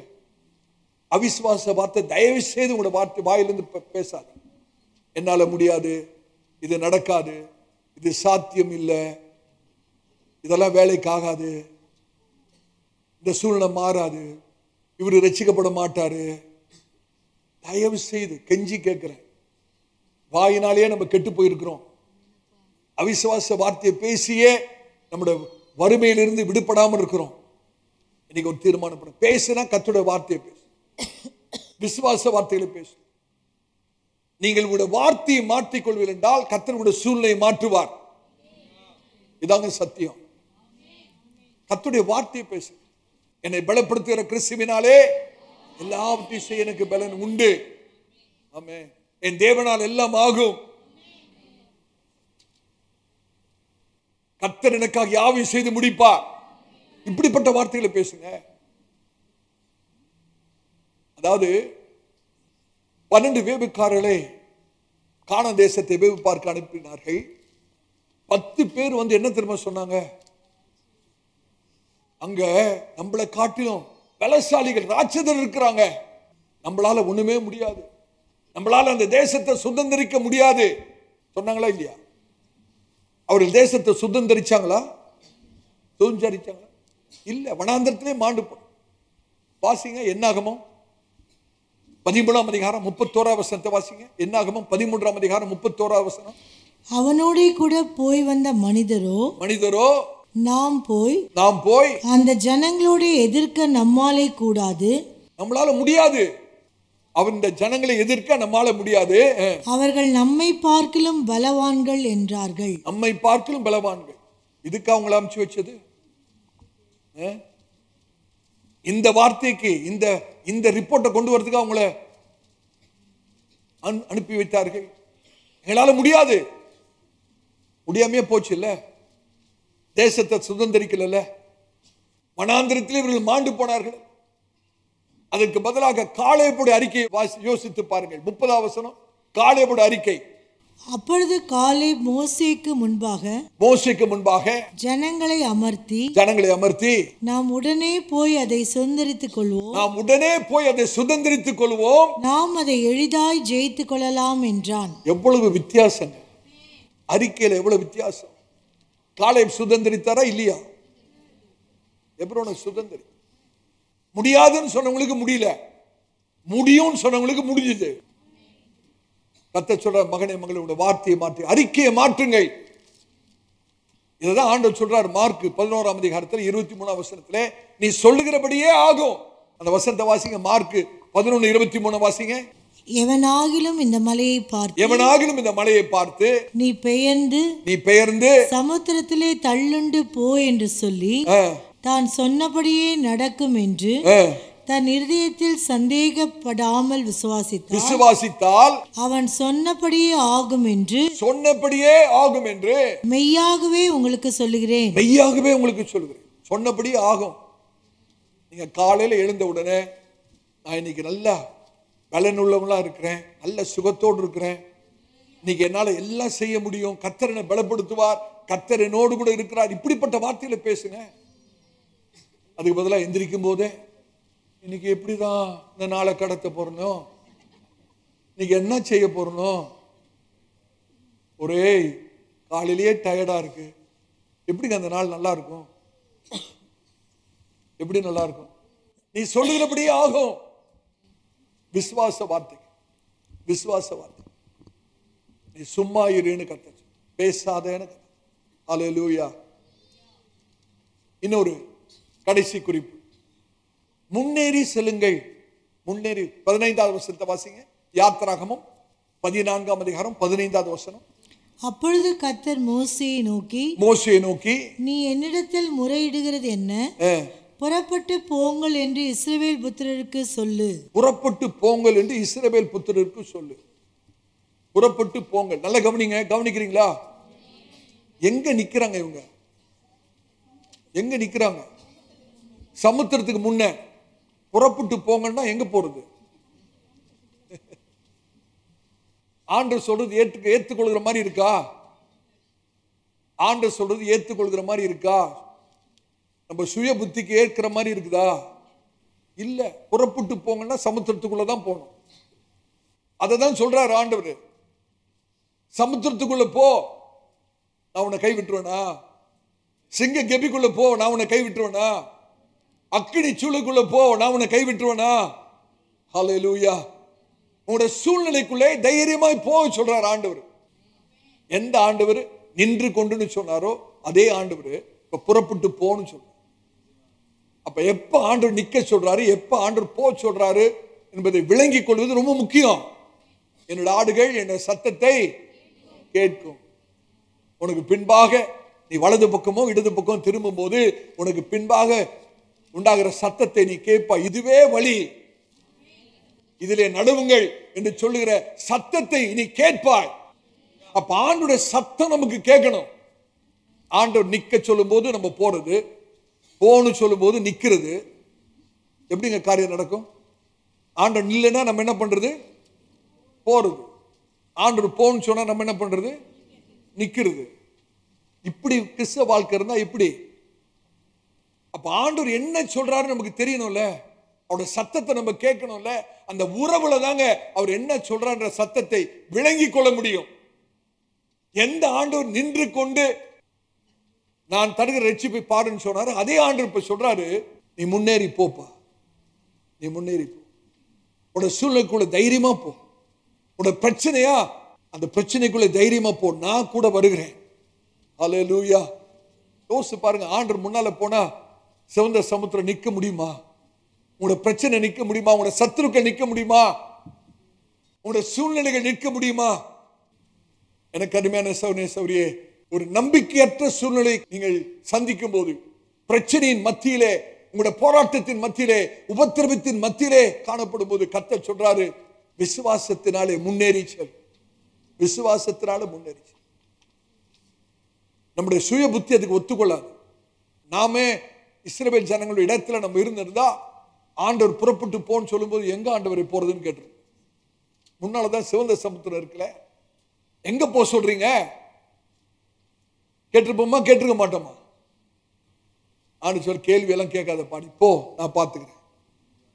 ஹல்லேலூயா. கர்த்தருடைய பரிசுத்த நாமத்துக்கு ஸ்தோத்திரம். இப்ப ஆண்டவர் போன்னு சொல்லும் போது பிசாசு என்ன தெரியுமா சொல்லுவான்? போயிராத, போயிராத, செத்து போயிருவ, சிவந்த சமுத்திரம் முன்னால இருக்கு, போயிராத. ஆண்டவர் நில்லுன்னு சொல்லும் போது போ போ போ அப்படின்னு. ஆண்டவர் சொல்றதுக்கு மாறா எதிர்த்து சொல்றவன் தான் பிசாசு. ஆண்டவர் நில்லுன்னு சொன்னா பிசாசு என்ன சொல்லுவான்? போணும். ஆண்டவர் போன்னு சொன்னா பிசாசு என்ன பண்ணுவான்? நில்லுப்பா, கர்த்தருக்கு காத்திருப்பான். அவனு வசனத்தை தான் காண்பான். நம்முடைய முன்னேற்றத்தை தடைப்படுகிறவன் தான் பிசாசு. ஆமே. ஆண்டவர் முன்னேறி போன்னு சொல்லும் போது பிசாசு சொல்லுவான், இல்ல இல்ல, கர்த்தருடைய சமுத்திரம் நீ காத்துரு, போயிட போற. அதனால்தான் பவுல் சொல்றார், அவருடைய தந்திரங்களை அறியாதவர்கள் நாம் அல்லவே. ஹல்லேலூயா. கர்த்தருடைய பரிசுத்த நாமத்துக்கு ஸ்தோத்திரம். ஆமென். நீங்க முன்னேறி செல்லும்படியாக கர்த்தர் காத்து கொண்டிருக்கிறார். நீங்கள் விசுவாசத்திலே முன்னேறும்படியாக கர்த்தர் காத்து கொண்டிருக்கிறார். அநேக சமயத்துல ஆண்டவர் சொல்றது நம்முடைய சுய புத்திக்கு ஏற்புடையதா இருக்கவே இருக்காது. நம்முடைய சொந்த புத்தியில ஏற்றுக்கொள்ளக்கூடியதாக இருக்காது. அப்படிதான் இருந்தது அன்னைக்கு இஸ்ரவேல் ஜனங்களுக்கு. புறப்பட்டு போன்றார். எங்க போறது? முன்னால சிவந்த சமுத்திரம், சுய புத்தி ஏற்றுக்கொள்ளாது. நம்முடைய சொந்த புத்தி ஏற்றுக்கொள்ள மாதிரி இருக்காது. நான் கர்த்தருடைய ஊழியக்காரனா சொல்றேன். என்னுடைய தனிப்பட்ட வாழ்க்கையில அநேக சமயத்துல கர்த்தர் ஒரு காரியத்தை சொல்லுவாரு, அது இயற்கையா நம்முடைய புத்தியை யோசித்து பார்த்தா ஏற்புடையதாகவே இருக்காது. ஆனா அந்த காரியத்துக்கு ஆண்டவர் சொன்னபடியே கீழ்ப்படியும் போது அதுல பெரிய ஆசீர்வாதத்தை நான் அனுபவித்தேன். இதாங்க உண்மை. இதான் பேதுருவை கொஞ்சம் யோசித்து பாருங்க. ஆண்டவராய் இயேசு தண்ணியில நடந்து வந்து கொண்டிருக்கிறார். சீஷர்கள் படகுல இருக்கிறார்கள். பார்த்து ஆவேசம் என்று பயப்படுகிற ஆண்டவர் சொல்றார், பயப்படாதீங்க, நான் தான். உடனே பேதுரு சொல்றார், ஆண்டவரே நீரா இருந்தால் உம்மிடத்துல வரும்படியாய் கட்டளை கொடுக்க வேணும், அனுமதி கொடுக்க வேணும். ஆண்டவர் சொல்றார், வாப்பா. பேதுரு படகு விட்டு இறங்கிட்டார். இறங்கி தண்ணியில நடக்கிறார். மற்ற சீஷர்கள்லாம் படகுலயே இருக்கிற. ஆண்டவராய் இயேசு இடத்துல கிட்ட வரணும்னா, நெருக்கமா வரணும்னா உயிரை பணைய வச்சுதாங்க வரணும். சும்மாலாம் வந்துட முடியாது. பேதுரு அந்த இடத்துல என்ன யோசிச்சிருப்பார் தெரியுமா? நான் தண்ணியில இறங்குறேன், படகை விட்டு தண்ணியில இறங்குறேன், நான் அந்த தண்ணியிலே செத்தாலும் சரி, எனக்கு ஒரே ஒரு வாஞ்சதான், நான் ஆண்டவர் இயேசு இடத்துல போயிடும். இப்படி இருக்கு வாஞ்சியை கர்த்தர் விட்டுருவாராங்க? கை விட்டுருவாரா? மூழ்க விட்டுருவாரா? மடிந்து போக விடுவாரா? ஒரு நாள் விட மாட்டேன். ஹல்லேலூயா. எதை சொல்றேன்னா, நம்ம ஒரு கம்ஃபர்ட் ஜோன்லயே இருக்கிறோம் பாருங்க. தமிழ்ல என்ன சொல்லலாம்? கம்ஃபர்ட் ஜோன்னா ஒரு பாதுகாப்பான சௌரியமான ஒரு இடத்துல இருக்கிறோம். இதை விட்டு நம்ம வெளியே வரத்துக்கு விருப்பமே இல்லை. அன்னைக்கு பேதுரு படகை விட்டு இறங்கி எப்படியாவது ஆண்டவராய் இயேசு இடத்துல போகணும், ஆண்டவரத்துல கிட்டி சேரணும். நம்முடைய உயர பணையம் வைத்தாயிலும் நம்ம ஆண்டவர்கிட்ட கிட்டி போகணும். எத்தனை பேர் தீர்மானம் எடுக்க முடியும்? கர்த்தருடைய பரிசுத்த நாமத்துக்கு ஸ்தோத்திரம். ஆமென். ஆண்டவர் சொல்றார், இஸ்ரவேல் ஜனங்களே, உங்களுடைய உபத்திரவத்தை நான் விடுதலையாக்க போறேன். உங்களை வெளியே கொண்டு வருவது மாத்திரமல்ல, நான் உங்களை ஆசீர்வதிக்க போகிறேன்னு கர்த்தர் சொல்றேன். ஹல்லேலூயா. எகிப்தியோட கண்களிலே நான் உங்களுக்கு தயவு வாங்கி தர போகிறேன். இந்த யுத்தம் உங்களுடையது அல்ல, இந்த யுத்தம் என்னுடையது. ஹல்லேலூயா. இந்த யுத்தம் என்னுடையது, கர்த்தருடையது. இந்த யுத்தம் கர்த்தருடையது. கர்த்தருடைய பரிசுத்த நாமம் நீங்க சிந்தித்து பார்க்க வேணும். நீங்கள் சந்திக்கிற யுத்தம் உங்களுக்கும் சத்துருக்கும் அல்ல. இந்த யுத்தம் கர்த்தருக்கும் கூட சத்துருக்கும். எத்தனை பேர் விசுவாசி? நீங்கள் இன்னைக்கு போராடுகிற யுத்தம் உங்களுக்கும் சத்துருக்கும் இடையே அல்ல. இந்த யுத்தம் உங்களுடைய சத்துருக்கும் கர்த்தருக்கு இடையானது. எனக்கு நல்ல ஞாபகம் இருக்கு. 1994 நினைக்கிறேன். இந்த இடத்தை நம்ம வாங்க போகிற ஒரு நேரம், இது ஒரு காலி கிரவுண்டா இருந்த இடம். நேரம் இந்த இடத்துக்காக அட்வான்ஸ் கொடுத்துருக்கிறோம். அதிகாலையில் ஒரு 6 மணிக்கு ஒரு சகோதரி வீட்டுக்கு வராங்க, ஒரு ஆங்கிலோனியன் சிஸ்டர். அன்றைக்கு ராத்திரி நான் ரொம்ப லேட்டா ஜெபிச்சுட்டு நான் படுத்ததே ஒரு 2 மணி தான் இருக்கும். ஒரு 3:30 மணி இருக்கும். எனக்கு ஒரு ஒரு சொப்பனம். அந்த சொப்பனத்தில் என்னுடைய ஜெபாரை இருக்கிறது, அங்கே ஒரு டேபிள் இருக்கிறது. அந்த டேபிளுக்கு கீழே ஒரு பெரிய பாம்பு அப்படியே படுத்திருக்கிறது, அசையாம படுத்திருக்கிறது. அந்த சொப்பனத்தை பார்த்து நான் முழிச்சிட்டேன். திருப்பி முட்டி போட்டு ஜெபித்து கொண்டிருக்கிறேன். ஒரு 6 மணி இருக்கும். ஒரு சகோதரி, ஒரு ஆங்கிலோனியன் சகோதரி வருகிறார்கள். முந்தைய நம்முடைய சபையில் இருந்தவர்கள், நல்ல உயரமா இருப்பாங்க. அவங்க சொல்றாங்க, பாஸ்டர் எனக்கு உடம்பு சரியில்லை, நான் டாக்டர் கிட்ட போயிட்டு இருக்கிறேன், அதுக்கு முன்னால் அவங்ககிட்ட ஜோம் பண்ணிட்டு போலான்னு வந்தேன். சரி, நானும் என் மனைவியும் அந்த ஜெபரையில தான் அவங்களை கூட்டிட்டு போய் ஜெபிக்கும்படியே ஆரம்பித்தோம். ஜெபம் ஆரம்பிச்சது தான் அந்த சௌரி தமிழ்ல பேச ஆரம்பிக்கிறாங்க. அந்த சௌரிக்கு ஒரு வார்த்தை கூட தமிழ் தெரியாது. அசுத்தாவி, அவங்களுக்குள்ள இருந்த அசுத்தாவி தமிழ்ல பேசுது, வேற குரல்ல பேசுது. அந்த அசுத்தாவி என்ன தெரியுமா சொல்லுச்சு? நீ பெரம்பூர்ல சபை கட்ட போறியா? இதான் ஃபர்ஸ்ட் கேள்வியே. நீ பெரம்பூர்ல சபை கட்ட போறியா? பெரம்பூர் என்னுடைய ஹெட் குவார்டர்ஸ். அன்னைக்குதான் எனக்கே தெரியும், இந்த இடத்துல நீ சபையை கட்டினா உனக்கு எனக்கும் பெரிய யுத்தமே நடக்கும். இதே வார்த்தைங்க கர்த்தருடைய சமூகத்திலும் சொல்றேன். இந்த இடத்துல நீ சபையை கட்டினா உனக்கு எனக்கும் பெரிய யுத்தமே நடக்கும். நானும் மனைவியும் அந்த அசுத்தாவியை கட்டி, இந்த யுத்தம் உனக்கு எனக்கு அல்ல, இந்த யுத்தம் உனக்கு என் தேவனுக்கும் நீ தோற்கடிக்கப்பட்ட சத்துரு என்று சொல்லி ஆவில் நிறைந்து ஒரு 10 நிமிஷம் ஜெபித்தோம். அந்த சகோதரர் அப்படி கீழே விழுந்தார்கள். கர்த்தருடைய நான் மகிமைக்காக சொல்றேன், எப்படி அந்த சொப்பனத்துல ஒரு பாம்பு அந்த டேபிள் பக்கத்துல படுத்திருந்ததோ அதே போல இந்த சகோதரி ஒரு 10 நிமிஷம் எந்திரிக்கவே இல்லை, அப்படியே படுத்திருந்தார். அதுக்கு பிறகு எழுந்து விடுதலை ஆகி போனார். எதுக்காக சொல்றேன்னா, நம்முடைய யுத்தம் நமக்கும் சத்துருக்குமே அல்ல, நம்முடைய யுத்தம் தேவனுக்கும் நம்முடைய சத்துருக்கும். கர்த்தருடைய பரிசுத்த நாமத்துக்கு ஸ்தோத்திரம். ஹல்லேலூயா. கர்த்தர் செயல்படுகிற விதம் ஆச்சரியங்க. என்ன நடந்து தெரியுமா? இஸ்ரவேல் ஜனங்கள் இப்ப அந்த சிவந்த சமுத்திரத்து ஊடாக வருகிறார்கள். கர்த்தர் என்ன தெரியுமா பண்ணாரு?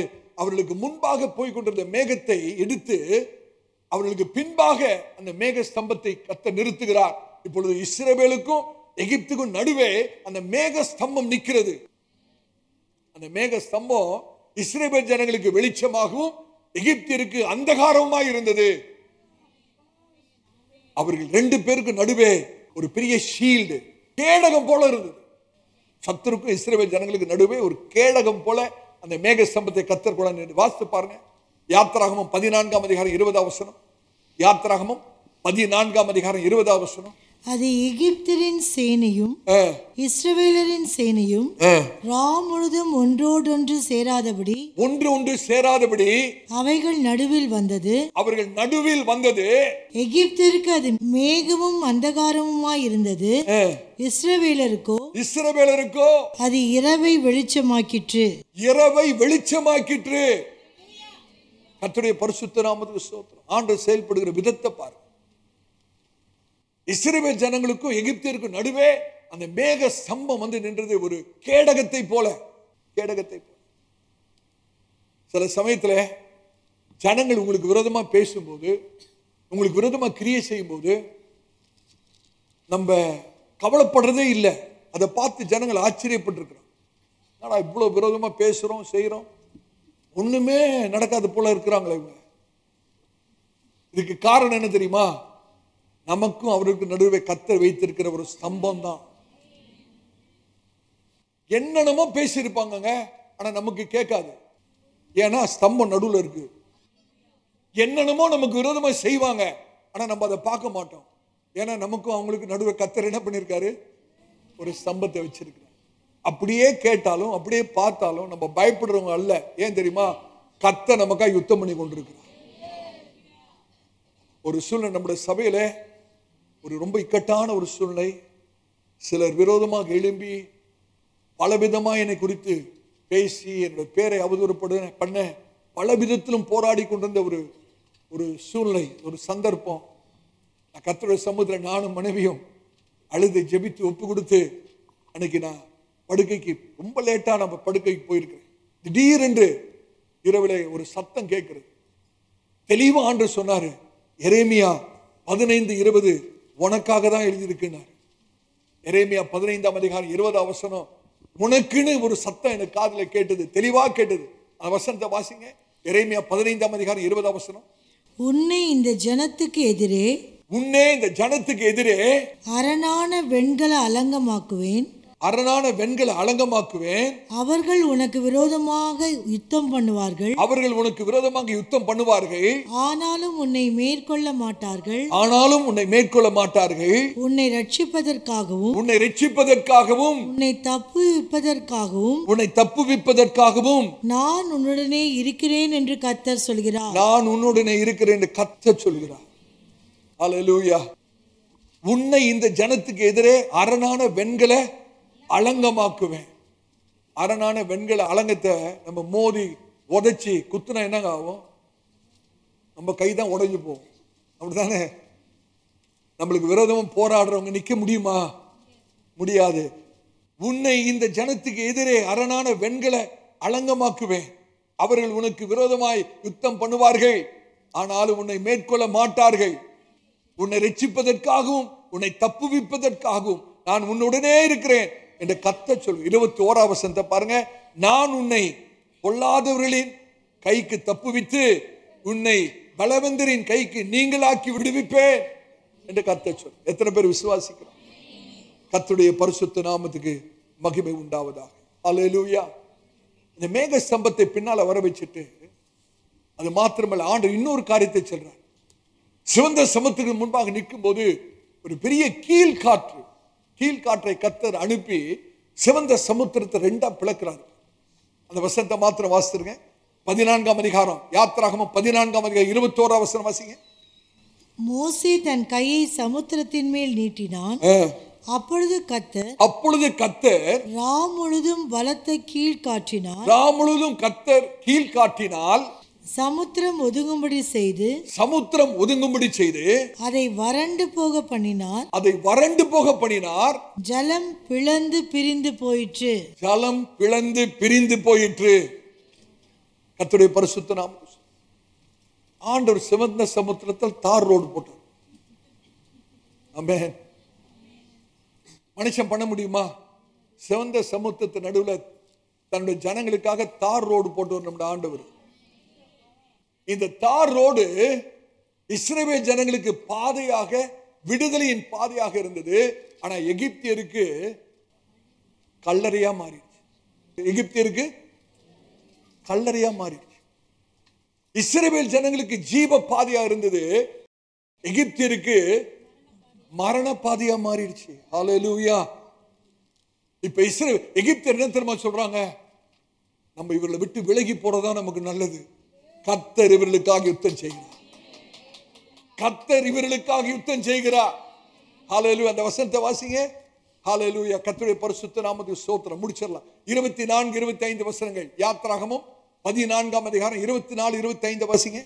கிழக்கு வெளுத்து வரும் ஜாமத்தில் கர்த்தர் அக்கினியும் மேகவுமான சம்பத்திலிருந்து எகிப்தியரின் சேனையை பார்த்து அவர்கள் சேனையை கலங்கடித்து அவர்களுடைய ரதங்களில் இருந்து உருளைகள் கழலவும் அவர்கள் தங்கள் ரதங்களை வருத்தத்தோடு நடத்தவும் பண்ணினார்.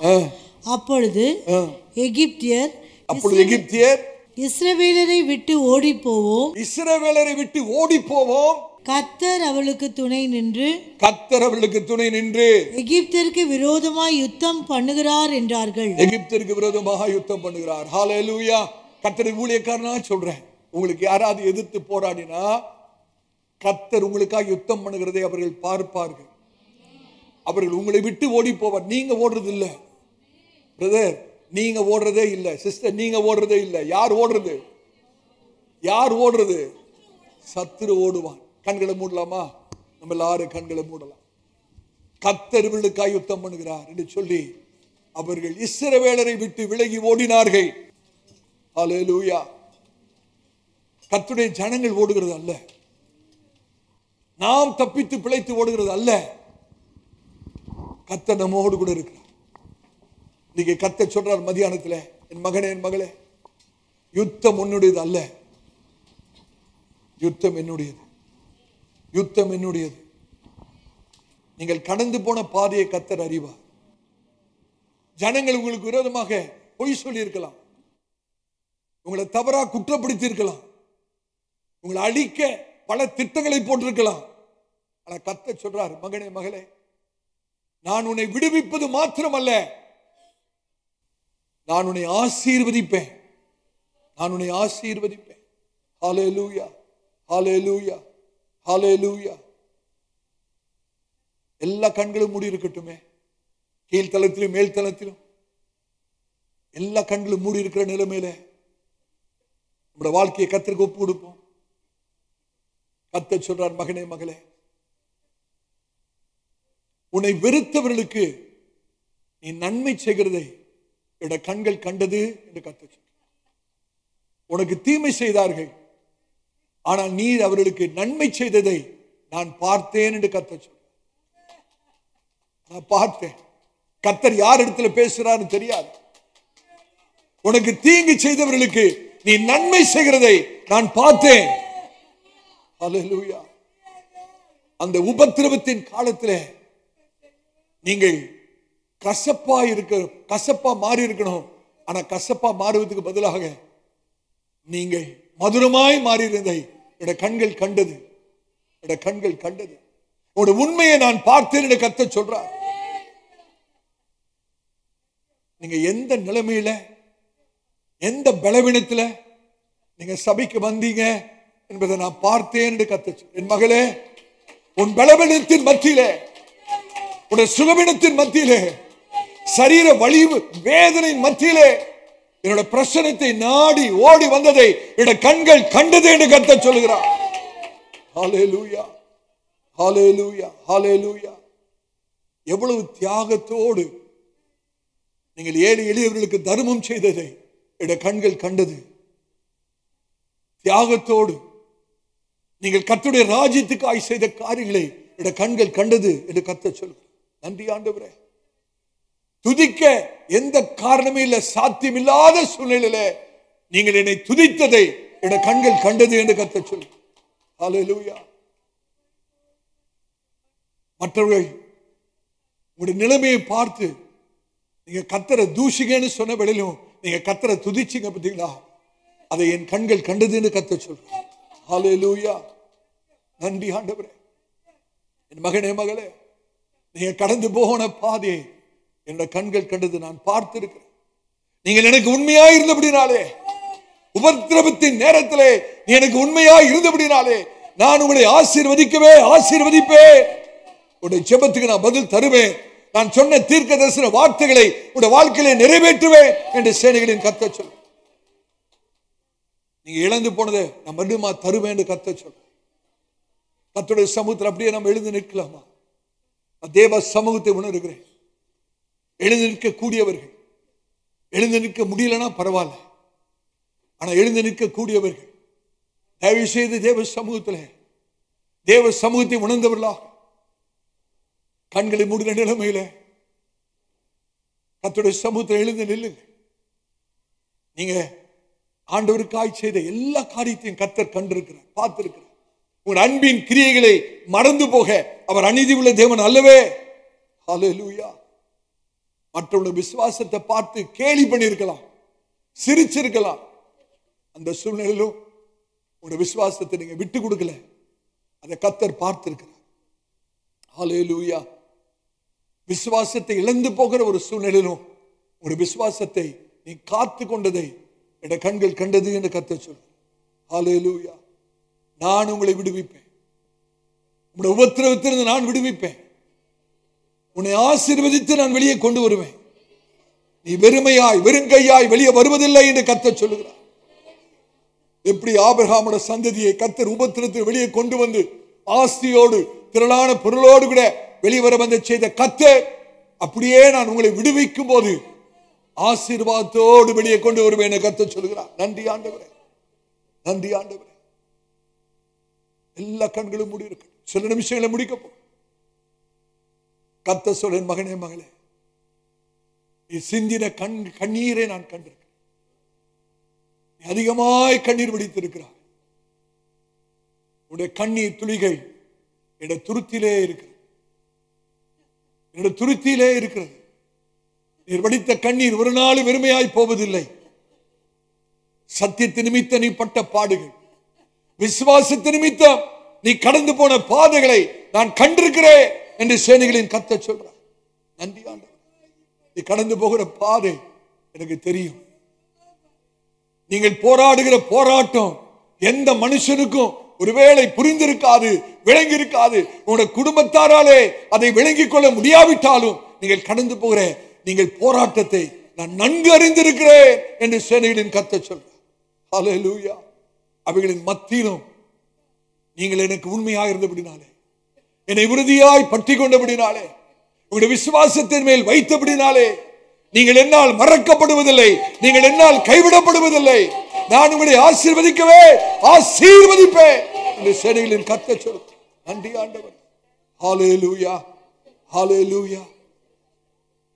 நான் உங்களை ஆசீர்வதித்து வெளியே கொண்டு வருவதை உங்களுடைய சத்துரு ஒருபோதும் விரும்புவதில்லை.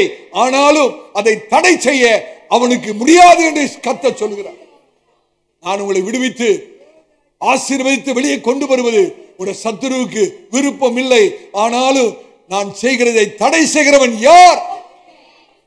ஹல்லேலூயா. அவர் சொல்ல ஆகும், கட்டளையிட நிற்கும். அவர் சகலத்தையும் செய்ய வல்லவர். அவர் செய்ய நினைக்கிறது ஒரு நாளும் தடைப்படாது. கர்த்தருடைய பரிசுத்த நாமத்துக்கு யோபு ஒரு நிமிஷம் யோசித்து பாருங்க. பயங்கரமான உபத்திரவ பாதை. ஆனா கர்த்தர் யோபை அந்த உபத்திரத்திலிருந்து வெளியே கொண்டு வரும்போது எப்படிங்க கொண்டு வந்தார்? எப்படி கொண்டு வந்தார்? வெளியே கொண்டு வரும்போது யோபை எப்படி வெளியே கொண்டு வந்தார்? இரட்டத்தனையாக முந்தி இருந்ததை பார்க்கிலும் இரட்டத்தனையாய் ஆசீர்வதித்து யோபை வெளியே கொண்டு வந்தது போல கர்த்தர் சொன்னார், மகனே மகளே, இரட்டத்தனையான சுதந்திரத்தை கொடுத்து நான் உன்னை வெளியே கொண்டு வருவேன் என்று சேனையின் கர்த்தர் சொல்லுவார். நன்றி ஆண்டவரே, நன்றி ஆண்டவரே. பிசாசுக்கு நல்லா தெரியும் உங்களை ஆசீர்வதிக்க கர்த்தர் எழுந்திருக்கிறார் என்பது பிசாசுக்கு நல்லா தெரியும். உங்களை விடுவிக்கிற, உங்களை உபத்திரத்தில் வெளியே கொண்டு வருகிற நாட்கள் வந்திருக்கிறது என்று உங்களுடைய சத்துருக்கு நல்லா தெரியும். சத்துரு ஒருவேளை உங்களை இம்மட்டுமா தடை பண்ணிருக்கலாம். ஆண்டவர் உங்களுக்கு செய்கிற காரியத்தை ஒரு நாளும் பிசாசு தடை பண்ண முடியும். பிசாசு நம்ம தடை பண்ண முடியும், ஆனா நமக்காக கிரியை செய்கிற கர்த்தரை சத்துருவாகிய பிசாசு ஒரு நாளும் தடை பண்ண முடியாது. வாய்களை திறந்து ஆண்டுக்கு நன்றி சொல்லுவோமா? ஹல்லேலூயா, ஹல்லேலூயா. வாய்களை திறந்து எல்லாரும் வாய்களை திறந்து ஊராமாலாமா சாந்தாராமா கதானாமா ஆவில நிறைந்த அந்நிய பாஷை பேசு. விடுதலையோடு கூட கொஞ்ச நேரம் கர்த்தரை துதித்து அவருடைய நாமத்தை நீங்கள் மகிமைப்படுத்துங்க. ஹல்லேலூயா, ஹல்லேலூயா, ஹல்லேலூயா. கர்த்தர் சொல்றார், மகனே என் மகளே, உனக்கு விரோதமாய் உருவாக்கப்படும் எந்த ஆயுதமும் வாய்க்காமல் போகும். உனக்கு விரோதமாய் உருவாக்கப்படும் எந்த ஆயுதமும் வாய்க்காமல் போகும். உனக்கு விரோதமாக நியாயத்தில் எழும்புகிற எந்த நாவையும் நீ குற்றப்படுத்துவாய். நன்றி ஆண்டவரே, நன்றி ஆண்டவரே, நன்றி ஆண்டவரே, நன்றி ஆண்டவரே. வாயிலை விரிவாய் திறந்து கர்த்தரை ஸ்தோத்திரியுங்கள். நன்றி ஆண்டவரே. ஓ காட், ஆவியானவரே உமக்கு ஸ்தோத்திரம். பரிசுத்த ஆவியானவரே உமக்கு ஸ்தோத்திரம். பரிசுத்த ஆவியானவரே உமக்கு ஸ்தோத்திரம். Thank you Lord. உம்முடைய கரத்தை நீட்டி தொடும் ஆண்டவரே. உம்முடைய வல்லமையை விளங்க பண்ணும் ஆண்டவரே. இன்றைக்கு உம்முடைய ஜனத்தாரை விடுதலையாக்கும் ஆண்டவரே. உபத்திரத்தில் வெளியே கொண்டு வருவது மாத்திரமல்ல, ஆசீர்வதித்து கர்த்தா வெளியே வரும்போது சஞ்சலம் தவிப்பும் நீங்கினவர்களாக மகிழ்ச்சியோடு கர்த்தர் ஆனந்தத்தோடு வெளியே வர கர்த்தர் கிருபை செய்வீராக. நன்றி ஆண்டவரே, நன்றி ஆண்டவரே, நன்றி ஆண்டவரே. ஓ we thank you God. நன்றி ஆண்டவரே. ஹல்லேலூயா, ஹல்லேலூயா, ஹல்லேலூயா. கர்த்தருடைய கரம் உங்களுக்கு நேராய் நீட்டப்படுகிறது. சகோதரனே, கர்த்தருடைய கரம் உங்களுக்கு நேராய் நீட்டப்படுகிறது. கர்த்தர் அநேகரை தொடுகிறார். கர்த்தருடைய கரம் உங்களை தொடுகிறது. நன்றி அப்பா. உங்களுடைய போராட்டம் முடிந்ததுன்னு கர்த்தர் சொல்றார். உங்களுடைய போராட்டம் முடிந்தது. ஹல்லேலூயா. சஞ்சலம் தவிப்பும் ஹல்லேலூயா, ஹல்லேலூயா, ஹல்லேலூயா நீங்கிட்டு சஞ்சலம் தவிப்பும் ஓடி போயிட்டு. ஹல்லேலூயா. Thank you Lord. நன்றி ஆண்டவரே. உனக்கு விரோதமாய் எழும்பினவர்கள் வெட்கப்பட்டு போவார்கள், வெட்கப்பட்டு போவார்கள், வெட்கப்பட்டு போவார்கள். ஊராபா ஷபாலா ரிகாபா சாந்தராலா மக்கதாரபா. நன்றி ஆவியானவரே, நன்றி ஆவியானவரே. இம்மட்டுமாய் தடை செய்து கொண்டிருக்கின்ற சத்துருடைய கிரியைகள் முறியடிக்கப்படுகிறது. இம்மட்டுமாய் காரியங்களை தடை பண்ணி கொண்டிருக்கிற சத்துருடைய கிரியைகள் முறியடிக்கப்படுகிறது. கர்த்தர் ஜெயமாய் நடத்துவேன் சொல்லுகிறார். கர்த்தர் ஜெயமாய் நடத்தும். மாதத்தின் முதல் தேதியிலே ஜெய கிறிஸ்து உங்களுக்கு முன்பாய் கடந்து போவார். உங்களுக்கு முன்பாய் கடந்து போவார். சகோதரி உங்களுக்கு முன்பாய் கடந்து போவார். சகோதரி உங்களுக்கு முன்பாய் கடந்து போவார். சத்ரு தலை கவிழ்ந்து ஓடுவார். சத்ரு தலை கவிழ்ந்து ஓடுவார். ஆமான் அன்னைக்கு முக்காடிட்டு கொண்டு வெட்கப்பட்டு போனது போல சத்ரு தலை கவிழ்ந்து ஓடுவார். ஓ தேங்க்யூ God. நன்றி ஆண்டவரே, நன்றி ஆண்டவரே. ஜெய கிறிஸ்து. ஹல்லேலூயா. கிறிஸ்து முன் செல்கிறார். ஜெயமாக நடத்திடுவார். ஜெய கிறிஸ்து முன் செல்கிறார். ஜெயமாக நடத்திடுவார். ஜெய கீதம் நான் பாடியே ஜெய கொடியும் ஏற்றிடுவோம். ஜெயம் அல்லேலூயா அவர் நாமத்திற்கே. ஜெயம் அல்லேலூயா அவர் நாமத்திற்கே. ஜெய கிறிஸ்து முன் செல்கிறார், ஜெயமாக நடத்திடுவார். ஜெய கிறிஸ்து முன் செல்கிறார், ஜெயமாக நடத்திடுவார். ஜெய கீதங்கள் நாம் பாடியே ஜெய கொடியும் ஏற்றிடுவோம். ஜெயம் அல்லேலூயா அவநாமத்திற்கே, ஜெயம் அல்லேலூயா அவநாமத்திற்கே. சத்ருவின் கோட்டை, சத்ருவின் கோட்டை தகர்ந்தொழிய, சத்தியம் நித்தம் நிலைத்தோங்க. சத்ருவின் கோட்டை தகர்ந்தொழிய, சத்தியம் நித்தம் நிலைத்தோங்க. சத்ருவின் சேனை நடுங்கிடவே, துதி சாற்றி ஆர்ப்பரிப்போ, துதி சாற்றி ஆர்ப்பரிப்போ. ஜெய கிறிஸ்து முன் செல்கிறார், ஜெயமாக நடத்திடுவார். ஜெய கிறிஸ்து முன் செல்கிறார், ஜெயமாக நடத்திடுவார். ஜெய கீதங்கள் நாம் பாடியே ஜெய கொடியும் ஏற்றிடுவோம். ஜெயம் அல்லேலூயா அவநாமத்திற்கே, ஜெயம் அல்லேலூயா அவநாமத்திற்கே, ஜெயம் அல்லேலூயா அவநாமத்திற்கே. சாத்தானின் கோட்டை, சத்ருவின் கோட்டை தகர்ந்தொழிய, சத்தியமே நம் நிலைத்தோங்க. சத்ருவின் கோட்டை தகர்ந்தொழிய, சத்தியமே நம் நிலைத்தோங்க. சாத்தானின் சேனை நடுங்கிடவே, துதி சாற்றி ஆர்ப்பரிப்போ, துதி சாற்றி ஆர்ப்பரிப்போ. ஜெய கிறிஸ்து முன் செல்கிறார். ஹல்லேலூயா, ஹல்லேலூயா, ஹல்லேலூயா. ஓ ரபலவ ஷபலவ பலவ சந்தரோல நடத்திடுவார். ஜெய கீதங்கள் நாம் பாடியே ஜெய கொடியும் ஏற்றிடுவோம். ஜெயம் அல்லேலூயா. பரிசுத்த ஆவியானவரே, பரிசுத்த ஆவியானவரே, இந்த வல்லமை விளங்கப்படும். இந்த ஜனங்களை தொடுவீராக, இந்த ஜனங்களை தொடுவீராக. உடனே உண்டாவதாக, வியாதி விலகுவதாக.